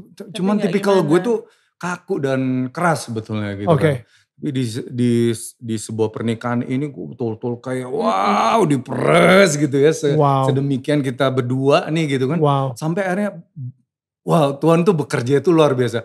Lu mau sekaku apa sih? Lu mau sekeras apa sih Don? Gue bikin lo. Gampang banget gue sekarang ini kayak terharu gitu ya. Gue wow Tuhan luar biasa. Itu aja udah kadang suka bikin berkaca-kaca. Itu sebuah apa ya? Keren cara. Lu nangis ngeraung-raung gak ketika anak kedua lahir tahun lalu? Wow. Pandemi lagi berdua betul-betul ya. Iya. Itu keren banget. Itu keren banget. Penyertaan Tuhan sih luar biasa sih. Right. Tapi oke. Jonas Rivano itu satu manajemen sama gue. And then so tell me what happened. Soal Ken sama orang tua lo. Jadi waktu itu kita ada acara di Bali. Aku sama orang tua aku ikut ada acara HES di Bali. Aku sama mamaku di situ ada bisnis lah di situ. Terus aku sama Doni nemenin Doni kerja. Oke. Kita harus pulang dari Bali duluan. Nah, mama, papa, Ken itu naik mobilnya mama, papa. Mereka naik mobil Jakarta, Bali, Bali, Jakarta. Mereka naik mobil. Itu gila banget. Mereka udah sering. Udah sering. Aku dari kecil selalu gitu sama keluarga. Kemana-mana tuh papa naik mobil. Kita nggak mau. Kita ini gak belum mau ada tol Jawa Bali. Belum ada. Kan? Jadi ya nyebrang aja gitu pakai ini ferry kan. Jadi maksudnya ngelewatin kayak kampung-kampung. Iya betul. Mereka santai aja berhenti-berhenti. Nikmatin daerah-daerah gitu. Wow. Kita keluarga suka banget traveling. Nah udah kan akhirnya aku pulang duluan naik pesawat. Mama papa naik mobil. Darat ya? Darat. Sesampai di daerah Tegal itu ada satu jalan yang lurus banget kan. Nah mama itu, ini ceritanya mama ya. Jadi mama tuh sama sekali gak ngantuk. Mama gantiin, papa nyetir. Udah malam, tengah malam, jam berapa ya? Aduh aku lupa jamnya. Terus papa bilang gini, gantiin papa ngantuk. Oke. Dan ini Ken anak pertama kalian? Ikut mama papa. Ikut mama papa. Umur berapa? Satu tahun. 1 tahun. Nah, baru belajar jalan. Dan kalian percaya banget bahwa anak kalian dititipin ke mama papa karena gitu. mereka berdua masih sekuat itu gitu loh, masih rock and roll banget gitu. Dan cucu pertama kan. Iya, malam-malam. Udah, abis itu entah gimana ceritanya mama itu banting setir ke kiri. Banting setir, kalau menurut ceritanya mama, dia tuh ngerasa matanya ditutup. Dia gak bisa lihat depan, dia lihat bawah. Di daerah itu. Nah, waktu dia banting setir, semua barang ke depan. Mama gak lihat papa gak lihat Ken di belakang gimana kondisinya. Cuman dengar anakku nangis. Mama cuma bilang gini sama papa, ayo pak kita minta tolong, papaku tuh udah teler karena udah semua barang kan jatuh terus barang semua kelempar ke depan. Jadi posisi mobilnya tuh miring, mama sama papa tuh miring gini. Oh my goodness. Iya, di depan. Udah mama tuh udah ngerasa udah ada darah gitu kan. Terus mama bilang, ayo pak kita minta tolong, papa cuma bisa tolong. Papaku udah lemes. Mama bilang, Tuhan Yesus tolong. Minta tolong 1 kali, gak ada yang nolong. Minta tolong 2 kali, gak ada yang nolong. Minta tolong ketiga kali, ada orang yang buka pintu, gebrak, ngulurin tangan gini kak. Orangnya gak gede, gak apa, kayak orang biasa dan gak terlalu tinggi kata mama. Dia cuma ngulurin tangan gini, tapi mama tuh langsung keluar. Langsung ditarik mama keluar. Percaya lah ya. Iya, mama keluar, mama lihat ada banyak orang di situ. Langsung norongin papa. Nah, ada satu hal anehnya, itu kan kalau mobil Grand Max, kan pintu belakang sliding gini kan. Iya. Anakku Ken itu udah di depan mobil jarak 5 meteran, 10 meteran gitu. Udah digendong sama ibu-ibu. Pakai baju desa digendong gitu. Terus mamaku, Ken mana anak saya mana? Pas udah nyari kayak gitu mama ngeliat Ken udah di depan langsung ngambil. Ibunya tuh cuma ngasih Ken senyum. Dan semua orang yang ada di situ tuh gak ngomong apa-apa. Mereka cuma nolongin terus senyum. Udah. Mama papa duduklah di belakang mobil. Tiba-tiba ada satu mobil datang, buka pintu. Ibu bapak ayo saya bawa ayo ikut saya ayo kita ke rumah sakit. Mereka nolongin mama papaku udah duduk. Papa udah duduk, udah keluar darah dari telinga. Ya. Mama juga udah keluar darah, ternyata bibirnya juga berdarah deres banget. Nah anakku tuh digendong tidur kak. Jadi kayak digendong sama mama Okay. tidur, tapi mama tuh ini pingsan apa tidur sih kayak gitu kan. Tapi ini diinin masih nyadar kan, masih gitu terus dia tidur. Sampai di rumah sakit, keluarga ditelepon segala macam, kita datanglah ke daerah Tegal. Terus akhirnya mama kita datang, kakakku Jonas bilang, "Mah, ini udah di Tegal, dibawalah mama papa ke rumah sakit di Jakarta di Karolus ya Pak ya." Jakarta, Jonas bilang, "Mah, aku mau nanya sama mama. Kemarin itu yang nolong mama ada berapa orang?" Terus banyak deh, mama nggak bisa ngitung, banyak, pokoknya banyak deh orang-orang baik-baik banget bla bla bla bla bla. Ma aku tanya lagi sama mama, ini mama jawab yang jujur ya. Yang nolong mama tuh ada berapa orang? Banyak deh, banyak, mama nggak bisa ngitung gini. Tanya yang ketiga, kakak gue nanya lagi, "Mah, aku mau nanya, yang bener tapi mah jawabnya, yang nolong mama itu ada berapa orang?" gitu. Banyak deh gini. Gini ya mama tahu nggak? Yang nolong mama itu cuman 1 orang. Orang yang bawa mobil itu. Jadi dia lewat, dilihat ada orang duduk di belakang, pas dia deketin, loh kok ada mobil kayak terguling kebalik gitu. Langsung dia nolongin. Jadi yang mama bilang orang banyak itu nggak ada Ma. Langsung mamaku tuh ngomong, wah udah pasti itu Tuhan Yesus deh. Karena nama terakhir mama sebut cuma nama Tuhan Yesus. Dan mama tuh ngerasa, kakakku bilang gini, "Lo bisa bilang orang banyak tuh gimana caranya, orang itu kiri kanan hutan dan gelap Ma, itu malam-malam." Mamaku bilang, "Enggak, itu terang Dek." Ya itu terang, Dan iya. Ken itu digendong sama siapa? Nah itu dia. Itu siapa? Ya gak tahu. Mama bilang udah itu pasti malaikat Tuhan. Itu pasti bala tentaranya Tuhan yang datang buat nolong mama papa. Itu pas udah tanya gitu mama nangis gimana, Tuhan Yesus terima kasih. Cuma blablabla. Udah kita pulang kan kak. Sampai di rumah anak aku nih kayak biasa-biasa aja. Mama tuh tulang rusuk patah. Papa kepalanya bengkok masuk ke dalam tulangnya. Hancur.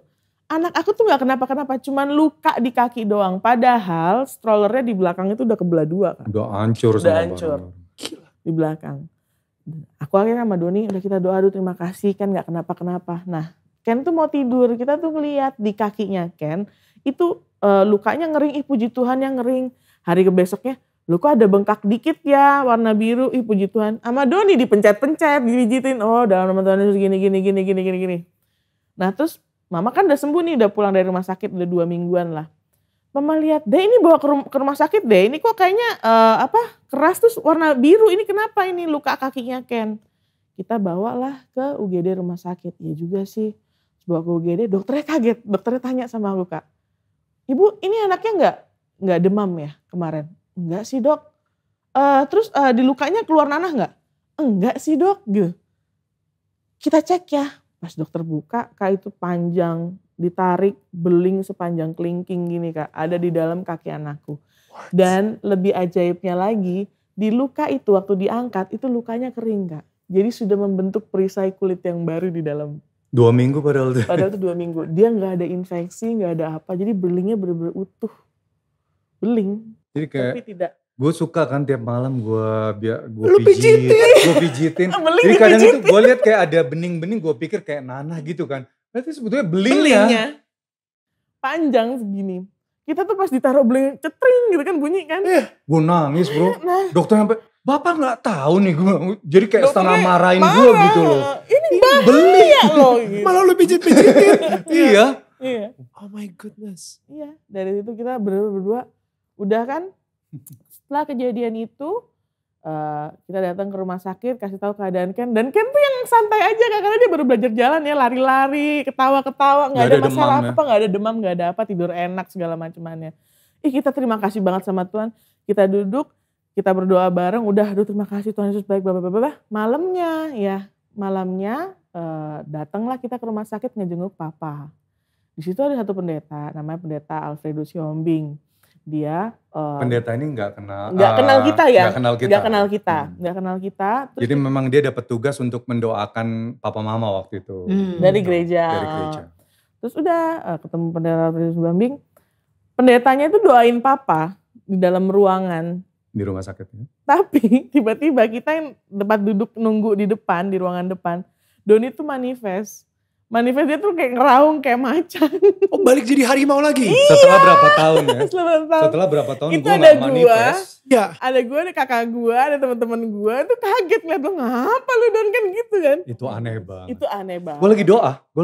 Lagi doa gini. Cuman mungkin lagi ketemu ininya kali ya, tukang pengusirnya. Pawangnya ya. Gue tiba-tiba, oh my god. Gue udah mati gini. Loh ini apa? Gue udah berapa tahun. Gue kayak gak bisa dihentikan gitu loh. Kayak orang ngeraung kayak ngamuk, kayak tau kan kalau anjing tuh kalau mau nyerang gitu ya kayak gitu. Tapi gak gitu enggak, tapi oh my goodness gitu, merindingan kamu. Itu gue, kenapa? Langsung kaget, langsung buka mata. Satu keluarga deh. Ada di situ semua. Lu sadar gak? Kayak gitu? Gue sadar. Tapi lu gak bisa nge-stopin diri lu sendiri. Dia berdoa. Setelah gue berapa tahun loh ya gak gitu. Iya dia berdoa pala itu langsung gitu loh Kak. Untuk pertama kali dia ngeliat juga. Dan aku nikah gak tahu kalau dia main-main gitu tuh aku gak tahu. Oke. Jadi lu saat itu gak tahu kalau cerita yang barusan ini tentang kuasa gelap, tentang ular, tentang gak tahu sama sekali. Gak tahu sama sekali. Dia gak pernah cerita. Dan mendadak lagi gue berubah. 1 tahun kan asmara dong bro. Ya kali gue ngomong, gue kemarin jadi harimau nih. What? Gue kaget. Ya iyalah. Jam 11:30, jam 12-an ya, 11:30. Gue panggil lah pendetanya, Om Alfredo tuh keluar. Wah ini manifest. Terus yaudah Om diinin aja sekarang. Cuman kan gak enak kan kalau di rumah sakit kan. Di rumah sakit Cikini waktu itu. Dan itu kan kondisinya sebelah-sebelah juga ada kamar orang gitu kan. Kenceng banget tuh. Kenceng banget. Suara Doni kayak gini Kak. Kakak bisa bayangin kan. Terus akhirnya pendeta bilang udah nanti hari Minggu dibawa aja ke gereja. Oh enggak Pak Pendeta. Ini nih biang kerok yang suka bikin gue berantem. Aku bilang kayak gitu. Karena kita suka berantem banget ya Pak ya. Sering banget berantem. Dan gue ngerasa tiap dia berantem itu bukan Doni. Sampai aku suka ngomong ya. Ini bukan kamu Ini sayang. bukan kamu sayang. Bilang kayak gitu. Ini sorry ya. Tapi ini cerita kedua yang gue denger dari seseorang yang juga pernah main kuasa gelap. Even kayak matanya pun berubah beda, kayak harimau. Ya kan. Betul. Cara dia ngeliat pun juga beda gitu. Jadi kalau marah beda. Kalau marah beda betul. Yes. Oke. Terus akhirnya sampai udah kayak begitu aku ngomong apa pendeta harus desain sekarang, tolong Pak Pendeta saya nggak mau bawa pulang kayak gini, ada anak kecil di rumah, aku bilang gitu. Yeah. Akhirnya waktu Pak Pendetanya buka gerejanya, diselesaikan di gereja. Dan itu jam berapa? Itu jam 12 pas, jam 12 tepat diselesaikan, selesai jam 3:30 pagi. Dibuka khusus buat gue. 3,5 jam. 3,5 jam. Dan itu banyak, gue tadi gak percaya Kak hal-hal kayak gitu. Tapi ngeliat laki gue sendiri, Doni kan badannya gede ya. Tapi dia bisa ngerangkak tuh dari pojok ke pojok dengan cepet banget. Tek gitu. Gue tuh tutup mata ya by the way di situ. Gue jadi betul-betul, gue gini, gue saat itu, oh Tuhan, oke, ini pendeta ngomong, oh iya ini saya memang khusus kuasa kegelapan gitu-gitu kan. Wah ini memang harus dibersihkan. Ini memang harus dibersihkan nih gitu kan. Jadi gue akhirnya betul-betul, gue berserah Tuhan, apa yang terjadi terjadilah. Gue cuman gak mau ngelihat gitu loh. Gue tuh tutup mata aja. Jadi 3,5 jam. Jadi di situ ada pendeta Alfredo sama istrinya, sama ada ibu-ibu pemusiknya yang khusus buat gitaran. Ada istri gue, ada temen gue Andri namanya. Jadi cuman berlima ini. Dan di situ gue yakin banget bahwa kuasa pujian itu luar biasa dahsyatnya bro. Semakin orang yang jadi 3,5 jam itu ibu-ibu ini bernyanyi. Jadi kayak ada repertoarnya nih. Oh nih yang keluar ini nih. Oh ini pujiannya harus ini nih lagunya. Jadi dia semakin kencang. Gue tutup mata, gue tahu nih ibu-ibu di mana nih. Gitu loh, Kak. Gue deketin dia gitu. Panas gue gitu. Oh lu sampai teriak gitu? Gue teriak kayak gue gitu. sampai kaget ngeliat laki gue kayak luar biasa memang. Jadi semakin kita dengan iman yakin gue, itu memang kelojotan gue, betul-betul kelojotan. Dan gue sempat menghina juga ya, ya. Jadi gue bilang, oke, gue percaya Tuhan Yesus. Gue percaya Tuhan Yesus. Dia sempat kayak gitu. Udah ya, Tuhan Yesus hebat. Terus dokter, si pendetanya langsung bilang, dia kan. Dia langsung pakai minyak urapan, dalam nama Tuhan Yesus, kalau masih ada kuasa kegelapan yang dalam diri kamu, kamu gak akan bisa berdiri. Langsung jatuh. Jatuh. Dan itu aku ngeliat sendiri ya Kak. Dia tuh mencoba untuk mencelakain pendetanya. Wow. Jaraknya tuh udah deket banget. Tapi gak bisa loh. Wow. Jadi kayak pendetanya itu gak. Maksudnya mencelakakan diapain? Maksudnya mau dicakar lah, mau dipukul. Mau diapain gak bisa. What? Pendetanya gak bisa. Dan emang aku ngeliat banget pendetanya tuh kayak berani banget. Emang dia udah giftnya di situ. Emang udah biasa. Dia berani banget ditantang abis-abisan sama dia. Dan itu 3,5 jam. Dan itu jadi kasus terlama dia gitu. Dia bilang ini lama banget dan emang banyak banget. Aku lihat ada macam-macam, cewek lah, binatang apa lah. Cewek maksudnya apa? Gayanya kayak cewek. Oh mendadak Doni jadi kayak cewek gitu? Kayak gitu-gitu. Oh wow. Gue pikir selama ini orang-orang itu film-film. di apa ya, tapi ini laki gue sendiri gitu kan. Iya. And that happened. Dan itu benar ya, maksudnya yang gue pelajarin sekarang ini ternyata emang peperangan kita bukan peperangan melawan manusia, tapi peperangan spiritual. Iya, betul. Karena apapun yang terjadi ketika manusianya berperang melawan satu sama yang lain, yang menang adalah kuasa kegelapan. Ya gak sih? Kuasa kegelapan itu akhirnya kayak merubah hati kita supaya kita saling benci satu sama yang lain. Karena ketika kita membenci, ketika ada perpisahan tersebut, ya bukan si manusia ini yang menang, yang ini kalah. Enggak, yang menang, dua-duanya kalah, si kuasa kegelapan yang menang. Kayak gitu, dan I don't know, ini gue sadar banget karena gue ngerasa kebohongan terbesar dari si kuasa kegelapan ini adalah orang-orang sekarang dibikin gak percaya dengan adanya si kuasa kegelapan. Iya betul. You know, mereka bilang, lu itu mah zaman dulu, sekarang mah teknologi gitu ya. Iya, sekarang teknologi. Ini tahun 2021 bro. Hello. Masih percaya lu gitu-gituan. And I think that's the biggest lie. Jadi itu dia kenapa gue ngerasa kita sendiri sebagai manusia harus ngelatih spiritual kita. Ya, ngebentengin diri kita. Mempunyai hubungan dengan Tuhan, hubungan intim tersebut. Untuk supaya kita bisa memenangkan si peperangan spiritual yang kita gak bisa lihat gitu. Dan waktu itu note dari pendeta itu yang bikin gue akhirnya betul-betul sekarang ini memang gue gak akan pernah berhenti untuk lebih lagi menyembah Tuhan, dekat sama Tuhan. Karena dia bilang setelah ini jangan anggap kamu selesai Doni dengan habis ini akan ada 7 kali lebih jahat lagi yang akan menyerang kamu. Dan kamu harus siap dan kamu harus semakin kuat di dalam Tuhan. Jadi di situ akhirnya gue pikir oke, ini waktunya peperangan gitu kan. Wow.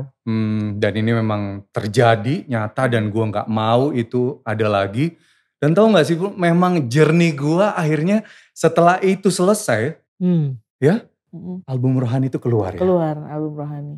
Jadi Tuhan mau beresin dulu itu baru diizinkan album rohani keluar.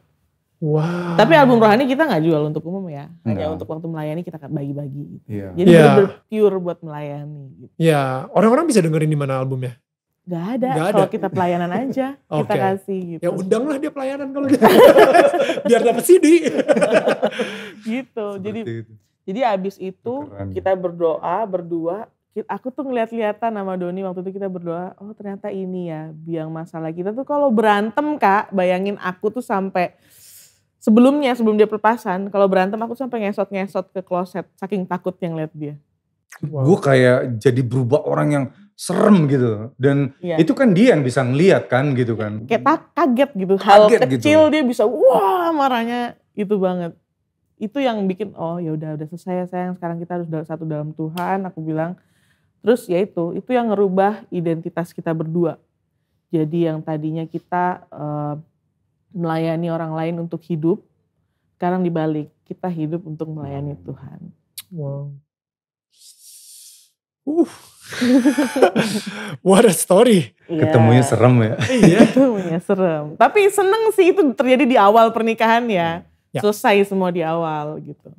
Yang mau gue sampaikan bahwa sebetulnya 3,5 jam itu jangan fokus kita ke situ. Tapi bahwa di mana Tuhan itu kuasanya lebih besar gitu. Dan dia bisa memenangkan hidup kita. Mau kita berkutatnya sedemikian peliknya gitu. Tuhan akan pasti selamatkan kita kalau kita mau kasih hidup kita berserah. Tuhan aku mau diubahkan.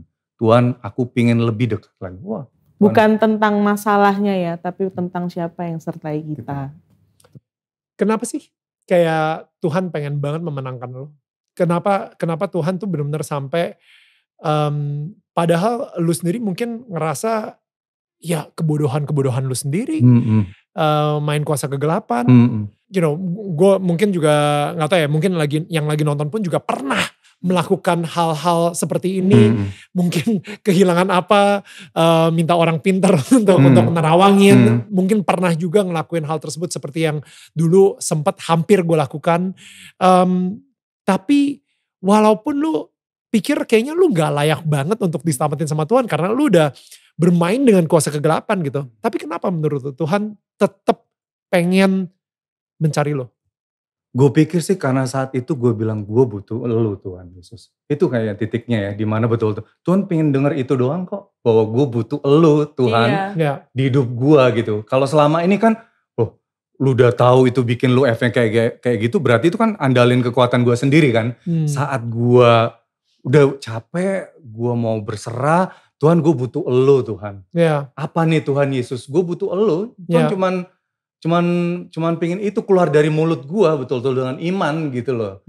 Jadi gue pikir sih itu sih bro. Jadi saat Tuhan pengen lihat itu keluar dari hidup gue, dari mulut gue. Berserah gitu sama Tuhan gitu ya. Bahwa gue gak bisa Tuhan ini, gue butuh elo nih. Gitu. Dan aku rasa kayak semua manusia tuh berharga sebenarnya di mata Tuhan. Cuman kitanya aja yang suka gak nyadar. Kayak kitanya aja yang suka kayak siapa sih gue kayak gitu-gitu. Jadi kayak Tuhan tuh sebenarnya nunggu kita untuk libatin dia aja sih Kak. Kayak ngelibatin dia untuk melakukan segala sesuatu. Aku ada loh, gak usah capek-capek ngandalin kekuatan kamu. Kenapa gak ngandalin kekuatanku? Tuhan tuh pingin kayak gitu sebenarnya. Cuman kitanya aja yang suka gak sadar akan hal itu gitu. Dan aku pernah yang kayak nanya hal yang sama ke satu pendeta, aku bilang kenapa ya kok kita berdua harus ngalamin kayak gini banget. Justru pendeta itu balikin nyemangatin kita, dia bilang bukan orang yang lemah yang dikasih kayak begini, justru orang yang kuat yang Tuhan izinkan menerima hal ini. Karena hal-hal seperti itu tahu kalian tuh bisa berdampak banyak untuk setiap orang. Jadi kayak definisi yang diberkati untuk jadi berkat. Kalau kamu udah menangin ini, hal besar juga akan terjadi di sekeliling kamu. Kayak gitu. Jadi kita berdua makin yakin, oh jadi ternyata pola pikir kita tuh beda banget kan sama pola pikir Tuhan. Itu yang aku sadar banget, oh jadi sekarang tuh kalau mau lakukan sesuatu, tanya dulu deh sayang sama Tuhan gimana gitu. Bagus gak ini ya kira-kira. Kalau kira-kira Tuhan kasih tanda yang gak bagus ya kita gak jalanin. Tapi kalau Tuhan oke, bagus ya kita jalanin gitu. Jadi lebih ke Tuhan nunggu untuk kita ngelibatin Tuhan dalam hidup kita. Itu yang aku pelajarin sih. Wow. Dan Ken sekarang udah umur berapa? 6 tahun. 6 tahun. That miracle child ya. Ya. Ya kan gila. Ya. Itu mukjizat banget, nyata banget di dalam hidup dia. Gak ada apa, cuman luka aja di kaki kanannya gitu, di telapaknya gitu. Kayak segaris gitu, sisa gitu. Tapi maksud gue, gila. Maksudnya dari cerita lu ya, dimana ketika kecelakaan itu terjadi. Itu hancur mobil. Mobil udah hancur. Nyokap lu udah baru bisa keluar dari mobil, tapi si Ken udah digendong sama ibu-ibu, digendong sama malaikat. Malaikat kalau aku bilang sih. Right, digendong sama malaikat dan dijaga banget sampai bahkan bapaknya sendiri udah ngurut-ngurut beling di kakinya, tapi tetap masih dijaga. Tuhan pelihara ya, Tuhan jaga ya. Kayak why? Like pernah gak sih nanya itu juga gitu? Iya. Kenapa he is so favored? Pernah sih nanya kayak gitu ke Tuhan, tapi ya itu tadi jawaban Tuhan, kamu tuh anak aku, kamu tuh berharga loh di mata aku. Kayak gitu, selalu kayak gitu. Jadi kayak kita ketemu banyak orang pun, aku yakin kita dipertemukan dengan orang-orang baik yang seturut maunya Tuhan sekarang. Kita dijauhkan dari orang-orang jahat Kak. Beneran kita berasa banget kayak Tuhan tuh pertemukan kayak kita sama Kak Daniel, kayak gini. Ini kan untuk menyampaikan pesan Tuhan sebenarnya kan ke setiap orang. Kayak gitu-gitu aku jadi kayak ngerasa kayak Tuhan sekarang bimbing kita banget ya. Berbeda dengan kehidupan kita sebelumnya. Berbeda dengan aku yang dulu, berbeda dengan Doni yang dulu ya kan. Apa-apa tuh maunya kita gitu. Sekarang ya apa-apa maunya Tuhan, libatkan Tuhan. Jadi ya itu tadi kayak. Ada perbedaan besar saat kita ngelibatin Tuhan dalam hidup kita gitu. Beda, damai sejahtera itu tadi. Damai sejahteranya ada. Walaupun mungkin di tengah seperti situasi kayak gini ada pandemi, itu berat banget buat semua ya. Segala pekerjaan pending, cancel, tanpa tahu ada ujungnya di mana. Tapi Tuhan tetap pelihara kok. Gue betul-betul kalau mau dibilang kita ini luar biasa ya. Tiba-tiba wah ini Tuhan cukupkan segalanya gitu kan. Kadang kita ngerasa bisa gak ya, ada gak ya. Tapi tetap aja Tuhan tuh sertai ada. Makanya mukjizat banget, keajaiban gue makanya bilang. Dan ya gue mungkin waktu Tuhan itu memang gue mau kasih tahu buat saudara-saudara sekalian. Sekarang ini tetap berdoa dan berusaha gitu. Gue kemarin tuh betul-betul itu keren banget ya. Dimana sekarang ini yaitu tadi gue bilang gue pernah mengalami sebuah journey yang tidak mengenakan. Dan kemudian gue sekarang kadang ada sebuah ini ya perang gitu. Don lu sekarang sharing-sharing renungan Alkitab banget, rohani banget gitu kan. Cuman itu sempat yang ada kayak pertentangan, jangan gitu dong ya. Cuman gue pikir, gue hidup bukan untuk kenikmatan pikiran manusia kok, gue hidup buat Tuhan Yesus kok gitu. Kalau ini bisa jadi buat alat diberkati, kenapa enggak gitu kan. Dan akhirnya gue kemarin ngeliat itu keren banget. Jadi dia bilang doa tidak menghentikan masalah, tapi doa membantu melewati masalah. Jadi tetaplah berdoa. Itu keren banget ya. Yeah. Jadi kadang kan kita sebagai manusia itu nganggap kalau kita udah berdoa ya udah, kita pinginnya udah langsung ada solusi gitu. Padahal sebetulnya Tuhan lagi kasih timing yang tepat buat kita, ya kan? Kalau takutnya nanti kita dikasih waktunya kita nggak siap lagi kita, takut gitu kan. Jadi makanya itu keren banget semalam gue bilang, wah ini keren banget gue mau sampai ini besok di dalam ini. Jadi tetaplah berdoa, doa tidak menghentikan masalah tapi doa membantu kita melewati masalah. Ya, gitu. Ya. Tetap kuat semuanya. Jadi lu taunya pasti kalau misalnya Doni itu udah bersih banget, itu dari mana? Jadi terakhir di 3,5 jam itu, pelepasan itu, pendetanya ngomong, karena kan ada satu yang nyantol di dirinya dia, kuasa itu. Dia bilang sih dari ininya dia, dari sesepuhnya dia dulu, leluhurnya dia. Enggak mau, saya enggak mau, pokoknya saya mau jagain Doni, dia bilang kayak gitu. Wow. Ini anak-anak baik, saya harus jagain dia, nanti diinin sama orang-orang gini. Ngomong, tapi sambil merem gitu kan. Terus wait, yang ngomong siapa? Doni. Oh, lu ngomong tapi bukan lu yang ngomong, sesepuh lu sebenarnya yang ngomong tuh. Terus pendeta bilang bukan, Doni punya Tuhan Yesus bukan punya kamu digituin. Terus udah kan dia mengecoh waktu itu. Sempat dia bilang iya saya percaya Tuhan Yesus, saya percaya. Nah pendetanya ngeliat kok cengengesan, kok ketawa-ketawa kayak agak-agak ngeledek gitu loh Kak. Ketawanya kayak kayak gitu. Ya. Nah terus. Julid ya, sesepuh lu julid ya. Julid banget. Terus akhirnya dia pendetanya ngomong ya terakhir. Kalau masih ada dalam kuasa kegelapan dalam diri kamu, dalam nama Tuhan Yesus kamu gak bisa bangun. Langsung jatuh Kak. Brek, ambrok. Dan dia gak bisa ngapa-ngapain. Bener-bener jatuhnya tuh kayak gini ya. Kayak ditahan. Kayak ketahan, kayak nempel gitu loh di bumi. Kayak jatuh gitu. Dan dia gak bisa bergerak. Tolong dia udah gitu-gitu terus. Terus itu udah setengah jam. Pendetanya bilang gini, soalnya ini harus ada perlawanan dalam dirinya Doni bener-bener mau ngelepasin ini semua. Karena kita kan baru ketemu, saya gak tahu Doni seperti apa, ngalamin apa. Terus gimana ya pendeta caranya? Oke, siapa yang paling dia sayang menurut kamu? Anaknya lah, aku bilang gitu. Habis itu pendeta yang ngeliat lo, bukan kamu. Anaknya lah, aku bilang gitu. Zoom in, zoom out. Deng gitu kan. Terus anaknya yaudah bilang sama dia, lakukan ini buat Ken. Terus yaudah akhirnya aku bisikin dia dalam kondisi dia nempel gitu. Aku bilang sayang, kamu bisa lawan sayang, kamu bisa bayangin gak sih kalau Ken lihat papanya gini. Dia langsung teriak. Tuhan Yesus tolong aku mau lepas dari ini semua. Tuhan tolong aku. Dari situ langsung pendetanya baca doa segala macam semuanya memuji nama Tuhan. Dia muntah. Wah udah selesai. Wow. Langsung dia langsung kayak itu jadi gitu. Gue kayak ada tas kresek gitu ya. Gue sampai inget tas kresek merah. Gitu ya. Ya.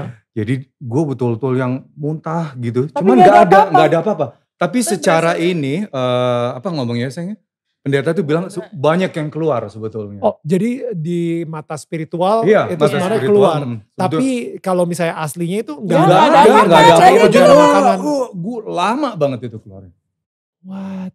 Oke. Itu udah dari situ langsung dia kayak langsung lama sudah sayang. Dia langsung kayak nyari kayak langsung sadar balik, gitu. Langsung peluk kita berdua peluk. Terus ya oke soalnya gak cuma Doni nih, ayo Sonyanya juga harus didoain. Iya, Sonya didoain juga. Dan aku teriak Kak. Lu teriak juga? Aku juga gak tahu kenapa aku bisa teriak saat itu. Aku jatuh, didoain aku jatuh, aku teriak. Kalau kata pendetanya terlalu banyak kepahitan di dalam diri kamu. Karena kita berantem terus kan. Akhirnya ke efek juga. Ya. Semua yang toksik yang betul. Itu mulai masuk juga terlalu ke banyak Sonya. kebencian ke aku ke dia gitu. Ya. Gak bagus, itu bisa bikin perpecahan kalian berdua. Wow. So sekarang kalian berdua harus benar-benar saling memaafkan satu sama lain. Oh kita pelukan, kita nangis bareng, ya ampun sayang sampai kayak begini ya. Kayak gitu. Makanya sekarang doa kita setiap saat kita selalu ngomong dijauhkan dari kuasa kegelapan, segala kutuk, leluhur, segala macam mara bahaya kita patahkan. Itu karena siapa yang minta dari leluhur juga gitu kan. Ya. Kita juga gak tahu kan itu kan. Gue gak ada pernah minta bro gitu kan. Ya. Tapi kita gak pernah tahu kan bahwa ya mungkin yang gue juga gak tahu tuh tiba-tiba ada keluar seperti anak ini baik gitu. Ini gue suka nih sama dia gitu kan. Saya harus jaga dia, anak ini baik. Ngomongnya gitu. Bokap udah gak ada ya. Tapi nyokap lu sendiri tahu soal ini? Tahu. Dan ketika lu tanyain soal leluhur? Ya gak tahu juga kenapa bisa begitu. Juga gitu loh. Right. Makanya setiap saat emang kita harus bentenginnya seperti itu gitu. Kita gak pernah tahu ya gitu kan. Ada mungkin leluhur yang ya, zaman cara kerja gue gak tahu kan. Leluhur mungkin ada di cucunya atau apa, gue gak tahu gitu kan. Yeah. Makanya kita setiap saat harus, ya kita harus bersihkan segalanya gitu. Kita bilang kayak gitu. Dari situ, dari pelepasan itu, Doni yang dulu berubah banget. Sama Doni yang sekarang. Lebih, oh gitu ya, lebih gak yang langsung marah-marah, gak, beda banget. Gue dulu sangat emosional banget waktu itu. Kenapa emang harus kayak gitu kalau dulu kan?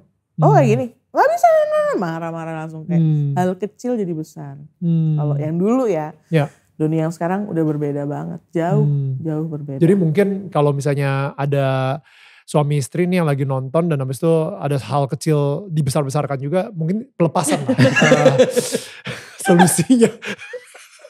Hasan. Itu makanya kayak soalnya kan sebenarnya nggak ada kuasa-kuasa kegelapan, tapi ada sebuah mungkin dia kepahitan ya. Itu memang harus dilepaskan gitu loh. Karena kita nggak mau ada dari kepahitan itu kita akhirnya menjadi pribadi yang jauh dari Tuhan kan gitu kan. Kita seorang yang gampang rapuh, gampang khawatir. kita nggak punya harapan. Padahal di saat sekarang ini harapan itu penting, iman itu penting ya kan gitu kan. Kita kan bicara kalau iman itu bicara apa yang nggak kelihatan tapi kita udah yakin gitu kan. Udah. Kalau ada yang memang harus segala dibersihkan dan gue kaget juga waktu itu gue baru buka mata saat Sonya dilepasin. Loh kok Sonya dilepasin ya bukannya gue dong. Dia juga ada menyimpan kesedihan kok suami gue kayak gini gitu kan. Itu juga gak boleh gitu. Makanya penuhi hari-hari kita dengan sukacita dan sejahtera. Dan tadi yang si pendeta lu sempat bilang bahwa ini emang harus dikeluarkan oleh Doni sendiri gitu ya.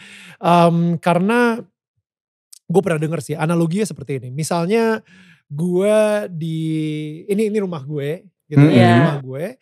Dan habis itu Doni masuk gitu, bertamu di rumah gue. Dan abis itu Sonya misalnya, bukan Sonya deh, siapalah gitu ya. Misalnya temen lo namanya X gitu ya misalnya. Si X ini datang tapi dia gak suka sama Doni. Don, keluar lo dari sini, gue gak suka sama lo. Hah?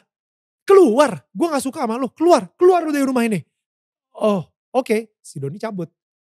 Tapi kan yang punya rumah bukan Doni, yang punya rumah gue. Ya kan? Jadi pada akhirnya ya kalau misalnya yang punya rumah itu tetap ngundang Doni. Fine-fine aja gitu ya. Ya kan, fine-fine aja. Jadi harus yang ngusir bukan si X. Yang ngusir bukan si pendeta aja. Yang ngusir harus yang punya rumah. Which is gue. Don, sorry banget, lu toxic buat gue. Tolong keluar dari rumah ini. Misalnya seperti itu gitu. Jadi I think tadi yang pendeta lu bilang emang benar. Harus yang mempunyai badan yang memutuskan untuk mengeluarkan apapun yang ada di dalam diri kita, kuasa-kuasa gelap itu yang ada di dalam diri kita. Pilihan balik lagi ya. Kita yang menentukan ya. Kita yang menentukan. Iya, Tuhan kan kasih ya pilihan itu. Siapa pilihan mana siapa nakoda kita gitu. Exactly. Siapa yang lu pilih untuk kuasa siapa yang lu pilih untuk berada di dalam hidup kita. Kuasa gelap atau kuasa Tuhan. Udah cuman kayak gitu aja sih. Ya. Oke, guys, gue pengen bilang thank you banget. I think sama-sama we should wrap this karena udah hampir 2 jam ya kita berbicara ya. Tapi I love every single second of it. Gue ini jadi reminder juga buat gue tentang our spiritual warfare gitu. Dimana bahkan kayak misalnya di Injil pun juga dibilang di awal pun Tuhan menciptakan langit dan bumi gitu. Jadi udah jelas ada yang fisik, bumi, dan ada yang langit, spiritual gitu. Jadi the fact that yang namanya spiritual ini sering banget dilupakan sama orang. Mereka mikirnya fisik aja gitu biar like fisik dan mental sekarang ini ya. Karena because of the mental struggle gitu.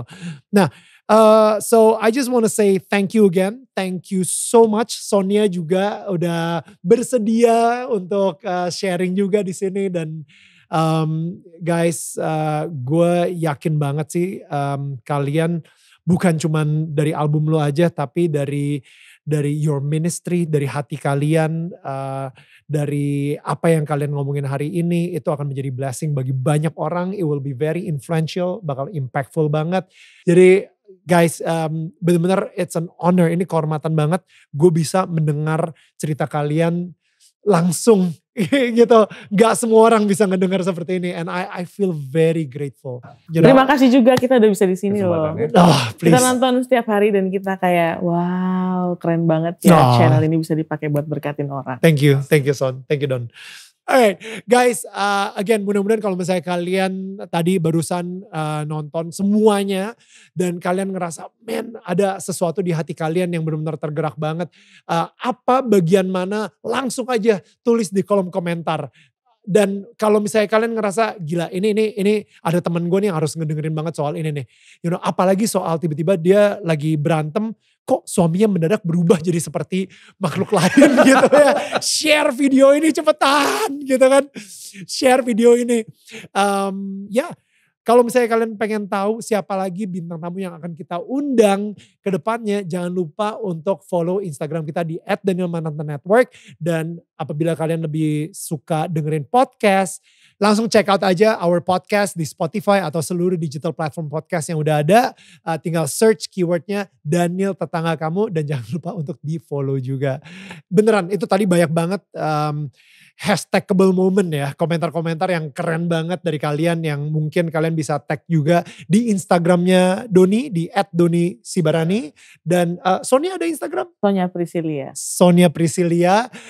Kalian bisa tag mereka juga dan jangan lupa untuk tag kita di @DanielMananta_Network. Dan pastinya kalau misalnya kalian ngelihat ada komentar di mana ada seseorang yang pengen didoain atau mengalami masalah juga di pernikahannya atau saat ini lagi struggle sama kerjaan, sama basically sama hidup ini gitu, gak ada salahnya kok. Kalau misalnya kalian langsung kirim komentar juga, kasih tahu bahwa kita juga ngedoain dia. Alright, karena kita sebagai tetangga saling menyangga bukan menyanggah. Guys, see you again next week. Thank you so much. Bye.